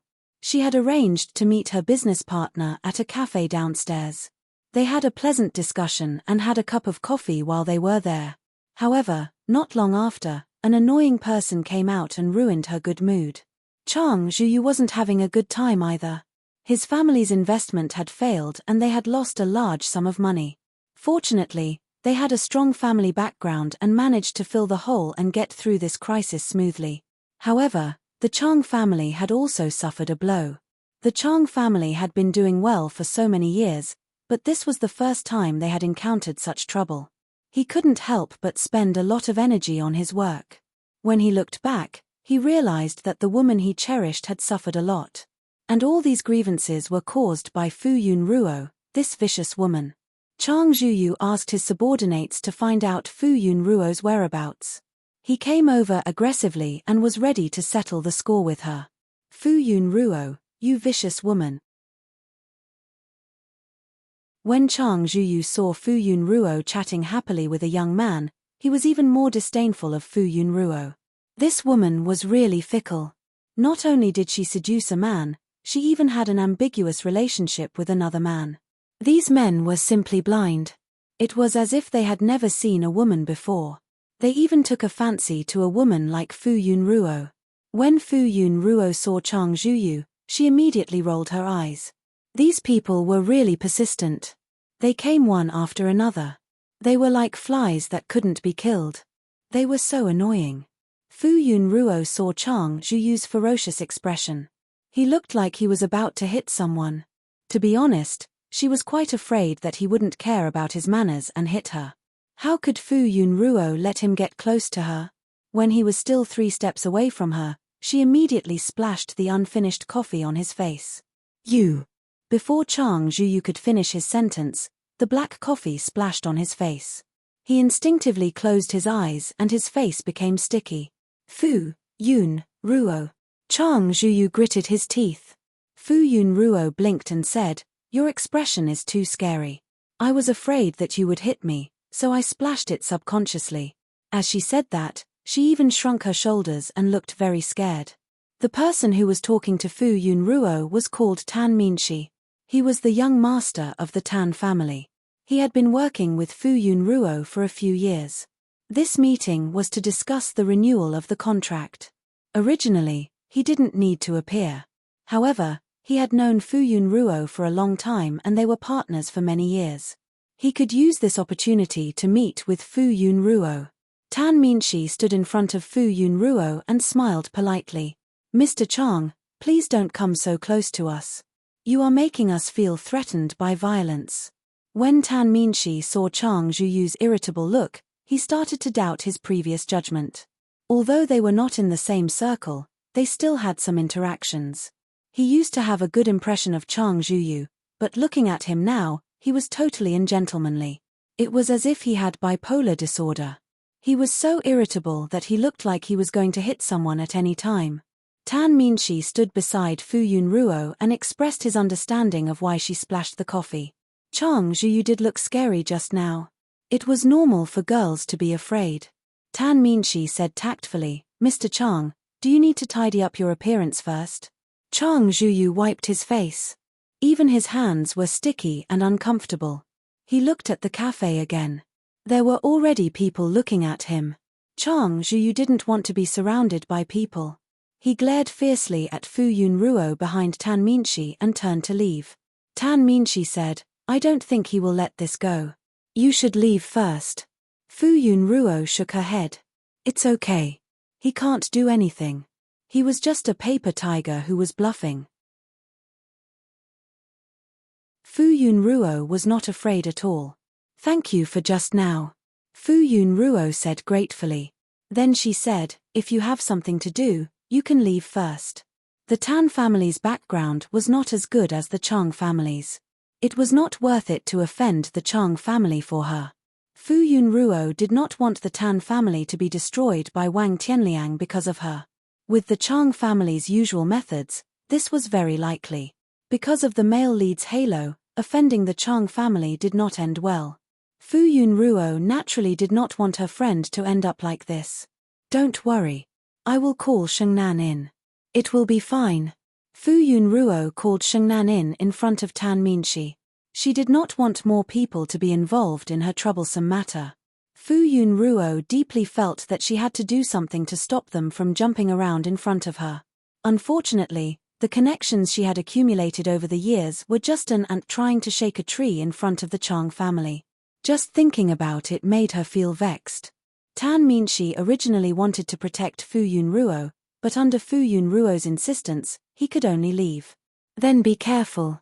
Tan Minshi could also tell that Fu Yunruo did not want others to interfere in her matters. Tan Minshi saw Qian Shengnan come in and left. He knew that Qian Shengnan was Fu Yunruo's bodyguard and assistant, so he was quite assured. Fu Yunruo wondered if they were going to change positions. Later on, she thought that if she retreated, wouldn't it appear that she was afraid of him? Moreover, she had already arranged to meet Sai Yu here. She should be coming over soon. Chang Zhuyu had been so embarrassed just now. He probably would not come over, right? With this thought in mind, Fu Yunruo sat down calmly and even ordered some snacks and drinks for herself and Qian Shengnan. In the end, she still made a mistake. Chang Zhuyu had gone somewhere to change into a clean set of clothes and walked over pretentiously. However, this time, the irritation on his face was much less. Only his eyes revealed his undisguised disgust. Chang Zhuyu sat opposite Fu Yunruo and threatened her with words. "Fu Yunruo, no matter what you do, I will not like you. If you continue to target Shui Ruo, don't blame me for being rude to you." Ahem. Fu Yunruo did not even think that the dessert was delicious when she heard this. Instead, she felt like there was a fishbone stuck in her throat. Fu Yunruo and Qian Shengnan looked at Chang Zhuyu with strange expressions. "How did I give you the wrong impression that I—" Fu Yunruo could not say it out loud. How could this person be so shameless? He actually thought that she liked him? Even if she liked Sai Yu, she would not like him. At the thought of Sai Yu, Fu Yunruo's face froze. She quickly threw this scary thought out of her mind. Chang Zhuyu, on the other hand, was looking at her expression. "I only have Shui in my heart. I wish the two of you a blissful marriage." Chang Zhuyu choked and continued, the only person I have ever loved is Shui. Even if the two of you love each other. You are a match made in heaven. Fu Yunruo was as sincere as she could be. No matter how much you do for me, I will only hate you more. Shui is so gentle and kind. Can't you be more forgiving? Why must you hurt an innocent person? Fu Yunruo was speechless. Hello, Mr. Chang, are you there? Can you hear me? Chang Zhuyo's tone was warning. Fu Yunruo smiled. So you can hear me. Can you listen to me for a while? Chang Zhuyo's face turned pale. Speak. Fu Yunruo's tone was sincere and her attitude was sincere. I have already let it go because I realized that we are not from the same world. It was really hurtful and heartbreaking for me to barge into your world. I have already accepted reality. You and Fang Shui are a match made in heaven. The two of you are from the same world. Whoever wants to separate the two of you should be struck by lightning and die a horrible death. I sincerely wish that the two of you will be together forever and never be separated. Fu Yunruo was extremely sincere. She did not want to have any entanglements with these people. The people from their country had a suffocating IQ and EQ. They were self-centered and only knew how to talk to themselves. Fu Yunruo, who had been stamped as a fan, was simply disgusted. If it were not for the fact that most of her friends and family were in the capital, she would never have stepped into the capital. Chang Zhuyo's expression softened. It's good that you have this awareness. As long as you apologize to Shui properly, this matter will be over. I won't pursue the matter further. Also, tell your fans not to harm Shui maliciously. You two are good sisters, Chang Zhuyu said with a magnanimous look on his face. Fu Yunruo's expression immediately changed. She chuckled and pointed outside the glass window. Look at the sky outside. Chang Zhuyu turned his head to look. The sun was high in the sky and it was bright and scorching. However, the indoor air conditioning was good and the sunlight shone in, making people feel comfortable. He frowned and said, "What's wrong with the sky outside? It's still bright outside. Isn't it bad for you to start dreaming so early?" Chang Zhuyu realized what she meant and his expression changed. What did you say? Fu Yunruo tilted her head and said sympathetically, as expected, I can't have high hopes for your IQ. What I mean is, my fans didn't do anything overboard to your Shui. Don't overthink it. Besides, I didn't do anything wrong to her. We were never good sisters, so don't overthink it. If Fu Yun knew that her fans were using their own methods to boycott Fang Shuiruo in order to help her vent her anger, even if her fans didn't tell her about it, Tian Tian knew about it and mentioned it to her. Fu Yunruo was not a saint. Even though she knew that her fans were standing up for her, she still pretended to ask them not to do so. It made them feel like they were in a difficult position. Compared to hurting the people who liked her, she would rather them hurt the people she hated. Moreover, they did not do anything overboard to her.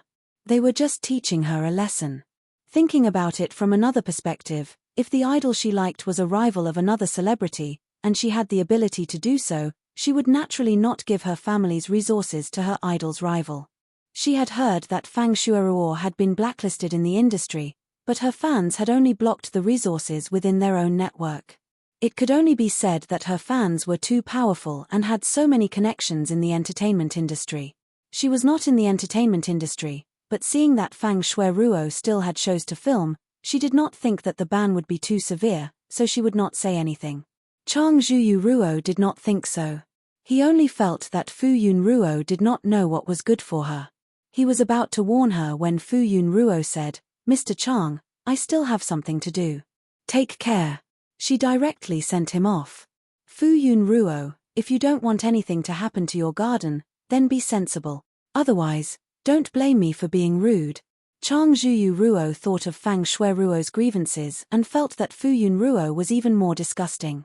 He thought that she had changed after so many years, but he did not expect her to be even more vicious than before. Since that was the case, she could not blame him for being cruel. How do you want to be rude? A faint voice sounded. Fu Yunruo turned her head and her eyes lit up. Sai Yu brought Wen to the second floor of the cafe. When they walked to a corner, they heard Chang Zhuyo's threatening words. Sai Yu Ruo walked over unhurriedly. His tall figure was extremely oppressive. Sai Yu. Chang Zhuyu Ruo's expression changed when he saw Sai Yu. When Ruo saw the person she hated and quickly ran over. She stuck close to Fu Yun Ruo and asked nervously, "Mom, did he bully you? Are you okay?" When Ruo gave Chang Zhuyu a warning look. He felt that the two of them were crazy. One of them came to seduce Sai Yu Ruo, while the other was trying to make his presence known in front of his mother. Did he want to seduce his mother too? When Ruo looked nervous. He was afraid that his mother would be deceived by the scumbag. If Chang Zhuyu Ruo was his stepfather, he would rather have Sai Yu as his biological father. Chang Zhuyu Ruo's expression turned even uglier when he saw the chubby boy. Even though he did not like Fu Yun Ruo, she was still his ex-fiancée. However, she actually had a child with an unknown man. He could not accept this and subconsciously ignored it.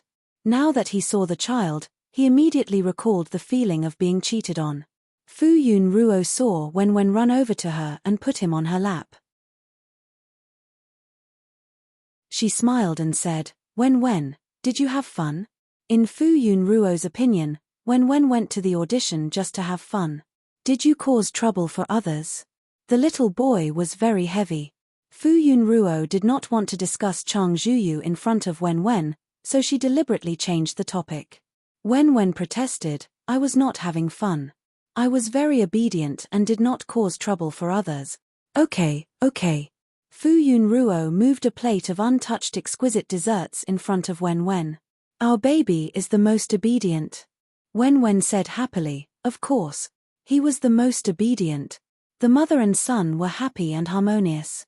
On the other side, Sai Yu and Chang Zhuyu looked at each other. Sparks flew in the air. Sai Yu was the first to look away. He sat on another empty seat and said with a smile, Wen is very obedient. Everyone likes him." Wen was so proud that he raised his nose. Fu Yun Ruo smiled and said, "Yes, this is a reward for Wen. You can have 2 pieces of desserts." Wen said coquettishly, "I want mommy to feed me." Okay. Sai Yu glanced at Wen in disdain.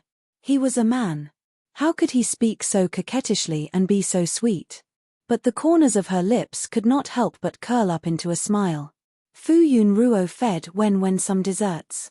Wen was so happy that his little legs swayed. He was even sweeter. "These are specially ordered for you," Fu Yun Ruo said to Sai Yu. Sai Yu had confirmed the location with Fu Yun Ruo previously. She knew that they were coming to find her, so she specially ordered more desserts. Sai Yu looked at the desserts and sealed drinks. He smiled and said, "Thank you. You're welcome." The atmosphere here was happy and harmonious. Chang Zhuyu seemed out of place. It was as if he did not exist. "You guys." Chang Zhuyo's words attracted a few pairs of eyes. Sai Yu looked surprised. "Why are you still here?" "Chang Zhuyu," Sai Yu asked, "are you here to pick up your fiancé?" Chang Zhuyu was stunned. Sai Yu pointed at the building opposite them. "Your fiancé was unlucky. She fell while walking. You guys are indeed telepathic. You came specially to pick her up."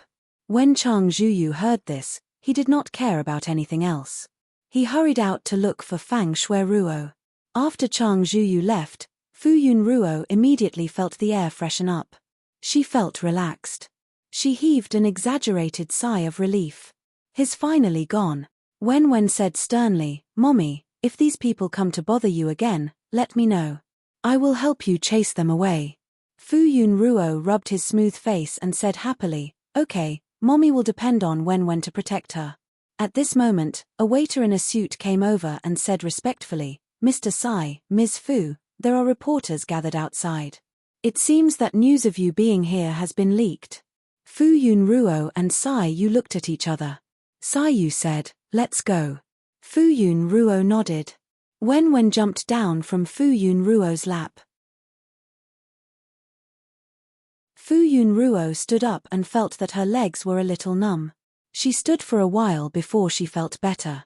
This cafe was frequented by celebrities, so they were very familiar with dealing with unexpected situations. They did not stay for long before they left quietly through the side door. After they were safe from the reporters, Fu-Yun Ruo said goodbye to Sai Yu. "Thank you for taking care of Wen. We still have something to do, so we'll take our leave first." Fu-Yun Ruo thought that it was still early and she could bring Wen out for a walk. They could have a big meal at night before going home. They had not gone out to eat good food together for a long time. However, Sai Yu did not play by the rules. He raised his eyebrows and sighed. "I feel that I've been thrown away after being used up." Fu-Yun Ruo. "It's not that she didn't." Wen Ruo said arrogantly, "We're going to do our own things." He was not embarrassed at all. Sai Yu looked at Wen from the corner of his eyes. This rascal was not cute again. Sai Yu looked at Fu-Yun Ruo. His acting skills were off the charts at this moment. His eyes were disappointed and pitiful. Fu-Yun Ruo could not bear to see him like this. She felt that she was too heartless to abandon him and almost agreed to come with him. However, she lowered her head and looked at Wen Ruo, who was like a fighting rooster. She said with difficulty, "I'll listen to Wen. Okay, let's leave it to this father and son pair." Wen Ruo was proud of himself. His mother would listen to him. Sai Yu squatted down. Wen, can you bring me along? I can be the coolie. I can carry you when you're tired." He looked at Wen Ruo's chubby body and the meaning in his eyes was obvious. Did he not know his own weight? Did he want his mother to carry him when he was tired? Wen Ruo was furious. He was looking down on his body. This was all baby fat. He was not fat. "Okay. You can be the coolie." He wanted Sai Yu to carry him the whole time. He wanted him to die of exhaustion. How dare he despise him for being fat? Fu-Yun Ruo. She held her forehead weakly and did not know where to start. As they were all public figures, they did not go to crowded places to play. It was Sai Yu who brought them to more secluded and fun places. Wen Ruo sat on Sai Yu's arm and hugged a toy gun that increased his weight. He ordered Sai Yu to walk around non-stop and look at this and that. Well, she felt that something was not right, but she could not figure it out at the moment. Forget it, who cares? Let's torment Sai Yu first before thinking about it. Fu-Yun Ruo looked at the two of them from behind and thought that Wen would definitely explode when he realized what had happened. Forget it. Anyway, he had agreed to it himself. She would just appease him and let this matter pass. Wen tormented Sai Yu, who was willing to work hard without complaint. He was also very tired. When he went back at night, he could not even open his eyes. He was half asleep when he took a shower and asked Fu-Yun Ruo to help him take a shower. The next day, when he woke up energized, Wen Ruo realized what had happened the day before and immediately exploded. He had actually fallen into Sai Yu's trap so easily. Sai Yu was paying attention to him again. Wen Ruo went downstairs angrily. When he saw Fu-Yun Ruo, he said unhappily, "Mom, you didn't even remind me yesterday." Fu-Yun Ruo casually apologized. Well, it's Mom's fault. She saw that Wen Ruo was having a good time.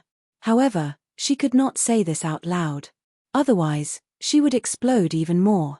After being comforted by Fu-Yun Ruo for a while, Wen Ruo sat at the dining table awkwardly. All right, he forgave his mother. Next time, he would definitely not bother with Sai Yu again. The Xianxia film crew quickly decided on the cast. The female lead that Wen Ruo was most concerned about was not Fang Shui Ruo or Xia Waning, but an unknown newcomer. He heard that she was very clever, so the director and investors were very satisfied. After Wen Ruo confirmed that there would not be any changes, he stopped paying attention to her. The new film crew had not started yet, so his life returned to normal. He went to kindergarten obediently every day. Wen Ruo began to miss his peaceful life. He knew that after the sci-fi film was broadcast, he would officially be a child star. When that time came, no matter where he was, his life would not be so peaceful anymore. As he thought of this, he looked at Kang and the others with a tolerant gaze. Yes, he had to cherish these children. Time spun, and soon, it was time for the kindergarten's final exams. During this period, Wen Ruo studied hard and did not dare to put his thoughts on other things. Even if he had an extra life's memory, he could not stand at the top of the IQ pyramid and look down on these kindergarten children. If he was not careful, he would be surpassed. Children nowadays were too amazing. There was one exam where he actually scored 99 points and had a mark deducted. Many children in the class had scored 200 points and did not get the little red flower reward. To Wen Ruo, it was a dark history. He did not dare to be careless anymore. Every time he took an exam, he would pay 120% attention, afraid that he would not get 200 points. It was really too difficult for him. Recently, he had been focusing most of his attention on filming and did not pay much attention to his studies. He had to spend even more effort on it. He was also worried that if his grades deteriorated, his mother would not let him film anymore. Fortunately, there was a good reward in the end. Wen scored full marks in all his subjects. Although there were a few people in the class who scored full marks and were tied for first place, he was still first place. He was so happy. In order to reward Wen for his good results, Fuyun Ruo even promised to bring him to the water park to play. After that, Wen officially entered his first summer vacation. He was excited for a few days. He had gone to all the fun places in the capital. Fuyun Ruo was still thinking about whether to bring him to other cities to play, but Wen was unwilling to go. He had to be considerate of his mother. It was very tiring to go out to play. It was better to stay at home. His mother went to the flower garden every day to work, so it was not as tiring as bringing him out to play. Fuyun Ruo saw that he was unwilling to go to other places, so she did not insist. She could also take this opportunity to run her livestream career well. Wen played in the flower garden. He felt as if he had returned to the days in the past. His mother would work in the flower garden while he played outside. However, the flower garden in the countryside was quiet and peaceful. It could calm one's heart down there. The flower garden in the capital was very prosperous and lively.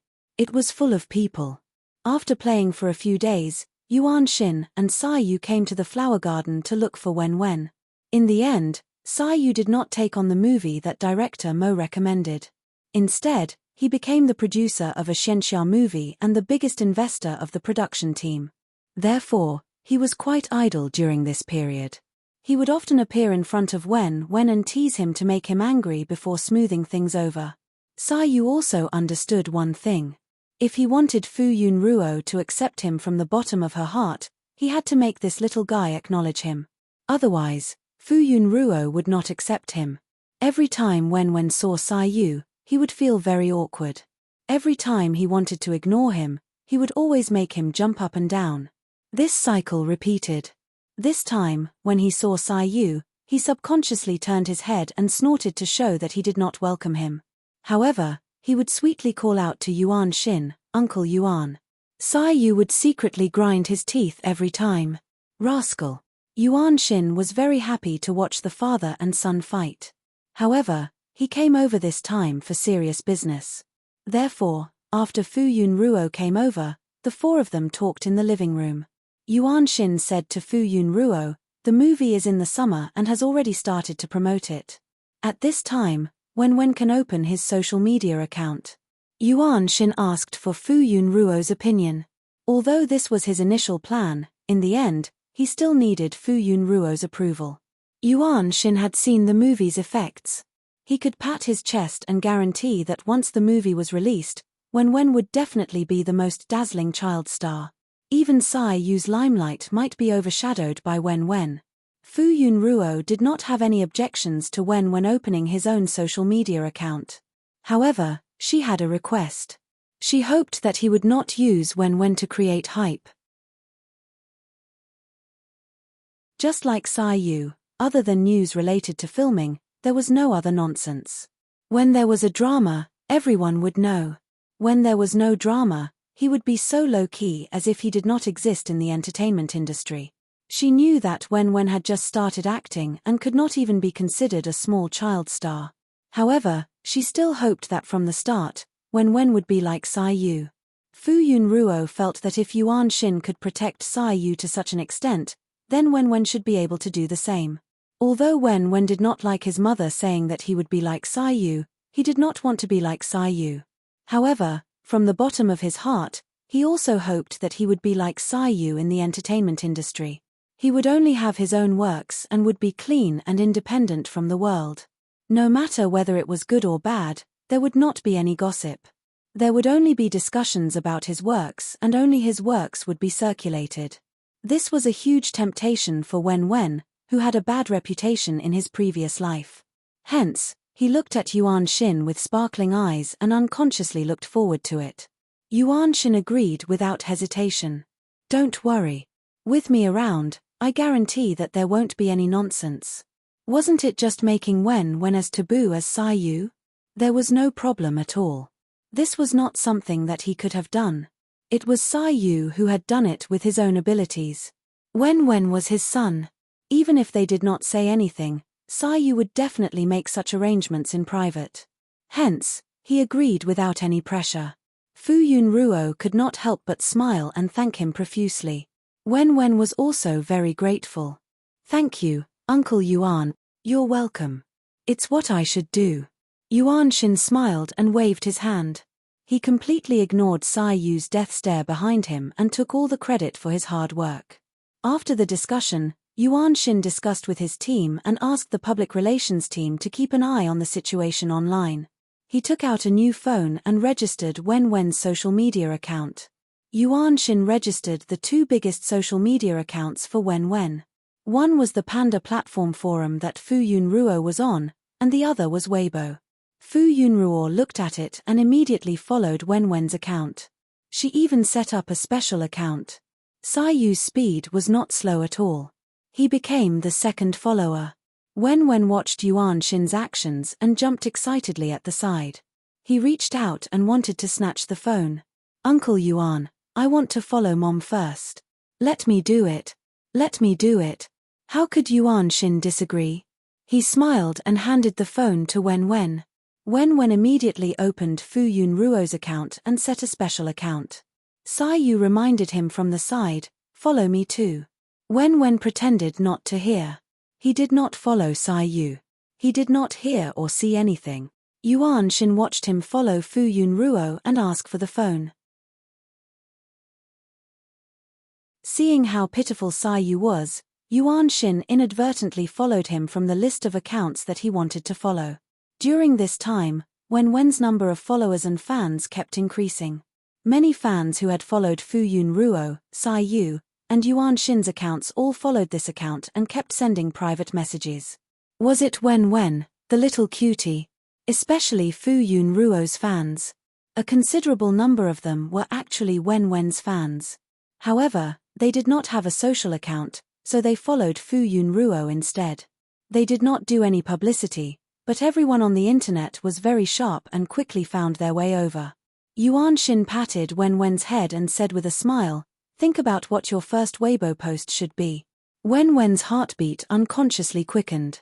He felt like he was very nervous when he was followed for the first time. It was his first Weibo post. He had to think carefully. Wen could not help but look at Fu Yunruo. Fu Yunruo looked at him encouragingly. In the end, Wen still posted a proper message. Hello everyone, I'm Wen. Please take care of me. The two accounts on the platforms updated at the same time. Fu Yunruo and Yu Ruo commented immediately. Rolling Clouds v. My little cutie, thank you for your support. Yu Ruo, yes, my little cutie. Yuan Shin showed Wen the comments. The number of comments and fans increased explosively. Everyone was very enthusiastic and rolled around cutely below the post. Fu Yunruo smiled and said proudly, everyone likes Wen very much. Wen could not help but smile. Although the team did not promote Wen, just the fans of Fu Yunruo and Yu Ruo made Wen's account trending. The other people in the entertainment industry who got along well with Wen followed him and even patted his head. Yuan Shin looked at the celebrity director who usually took care of Fen and the names of the staff members that Wen remembered. Wen could not help but tiptoe to read the comments. I've finally waited for you. Is this my child? My child. Ah. Who Who is this? Brother, you actually set up a special account. Zai, you finally have an account. Mama has been waiting for a long time. Is this the little cutie who hugged Brother Yu's thigh? Yes. That's right. This is the little cutie who wants to be friends with Brother Yu. Rub it first. Although Wen had only appeared on an ordinary program, it was obvious that many people still remembered him. Yuan Shin looked at the tens of thousands of followers that jumped up in the blink of an eye. He thought to himself, Wen's 2 accounts are probably the first in history to have exceeded 10 million followers in less than an hour after they were opened. At least a third of Fu Yunruo's fans came over in less than an hour. Some fans probably noticed it and shouted in the group chat. Then, almost everyone online came over to follow. Sai Ruo had a huge fan base. Many of them had also watched the program and had an impression of Wen. Whether it was out of goodwill or curiosity, they all came over to follow. Other than that, there were also Xia Waning, Director Mo, and other people who came from all over to follow. Fu Yunruo was so surprised that she was a little shocked. She had always known that Wen was very popular, but wasn't this too exaggerated? This was the first time she had seen it. In just an hour, the number of fans had exceeded 10 million. Did these people live on the platform? Brother Yuan couldn't have bought powder, right? Fu Yunruo's gaze was a little suspicious. Yuan Shin swore to the heavens that he definitely did not buy fans. It was all real data. Fu Yunruo looked at the hundreds of thousands of comments and flipped through them a few times. There were many familiar IDs. The fans on her side accounted for half of the comments in the comment section. Fu Yunruo looked at her 50 million fans. Yes, these 50 million fans were probably also Wen's fans. Thinking about it this way, it didn't seem exaggerated at all. Fu Yunruo hugged Wen and kissed her. Our Wen is the best. Wen's face was red. Not long after, someone from the team called Yuan Shin and conveyed the message that Wen's trending topic was too many and they couldn't suppress it. Ever since Yuan Shin saw the skyrocketing number of fans, he was not surprised and only said that they could suppress it. He was full of confidence now and was not afraid at all. With Wen's popularity, even if he didn't make it to the trending topic, he would still be very popular. Other people couldn't wait to stay on the trending topic, but Wen's trending topic couldn't be suppressed. He didn't have any works now, but when he had works in the future, there would probably be such a grand occasion every 2 to 3 days. Yuan Shin couldn't help but think that this red fate could be inherited. Sai Yu was already very impressive, but Wen seemed to have the potential to surpass his father. This father and son pair really made people envious. Yuan Shin didn't stay for long and left very quickly. He had to keep an eye on the team and the internet in person to prevent any mistakes. When he left, he took his phone with him. Before Wen turned 18, his social media account was under Yuan Shin's control. This was to prevent children from being immature and thinking that it was fun to play and post all kinds of nonsense on the internet. Wen. He really wanted his phone. He really wanted his account. However, even Fu Yunruo didn't stand on Wen's side. Wen could only watch as Yuan Shin took his phone and account away. He wanted, "You're tuning in to the Dreamy Chapters YouTube channel. We're so grateful for your support and don't forget to subscribe to join us on this incredible journey through captivating stories. Your generosity through donations truly makes a world of difference, as it's the primary source of revenue that allows me to expand and enhance this channel for you. Thank you from the bottom of my heart for being a part of this adventure."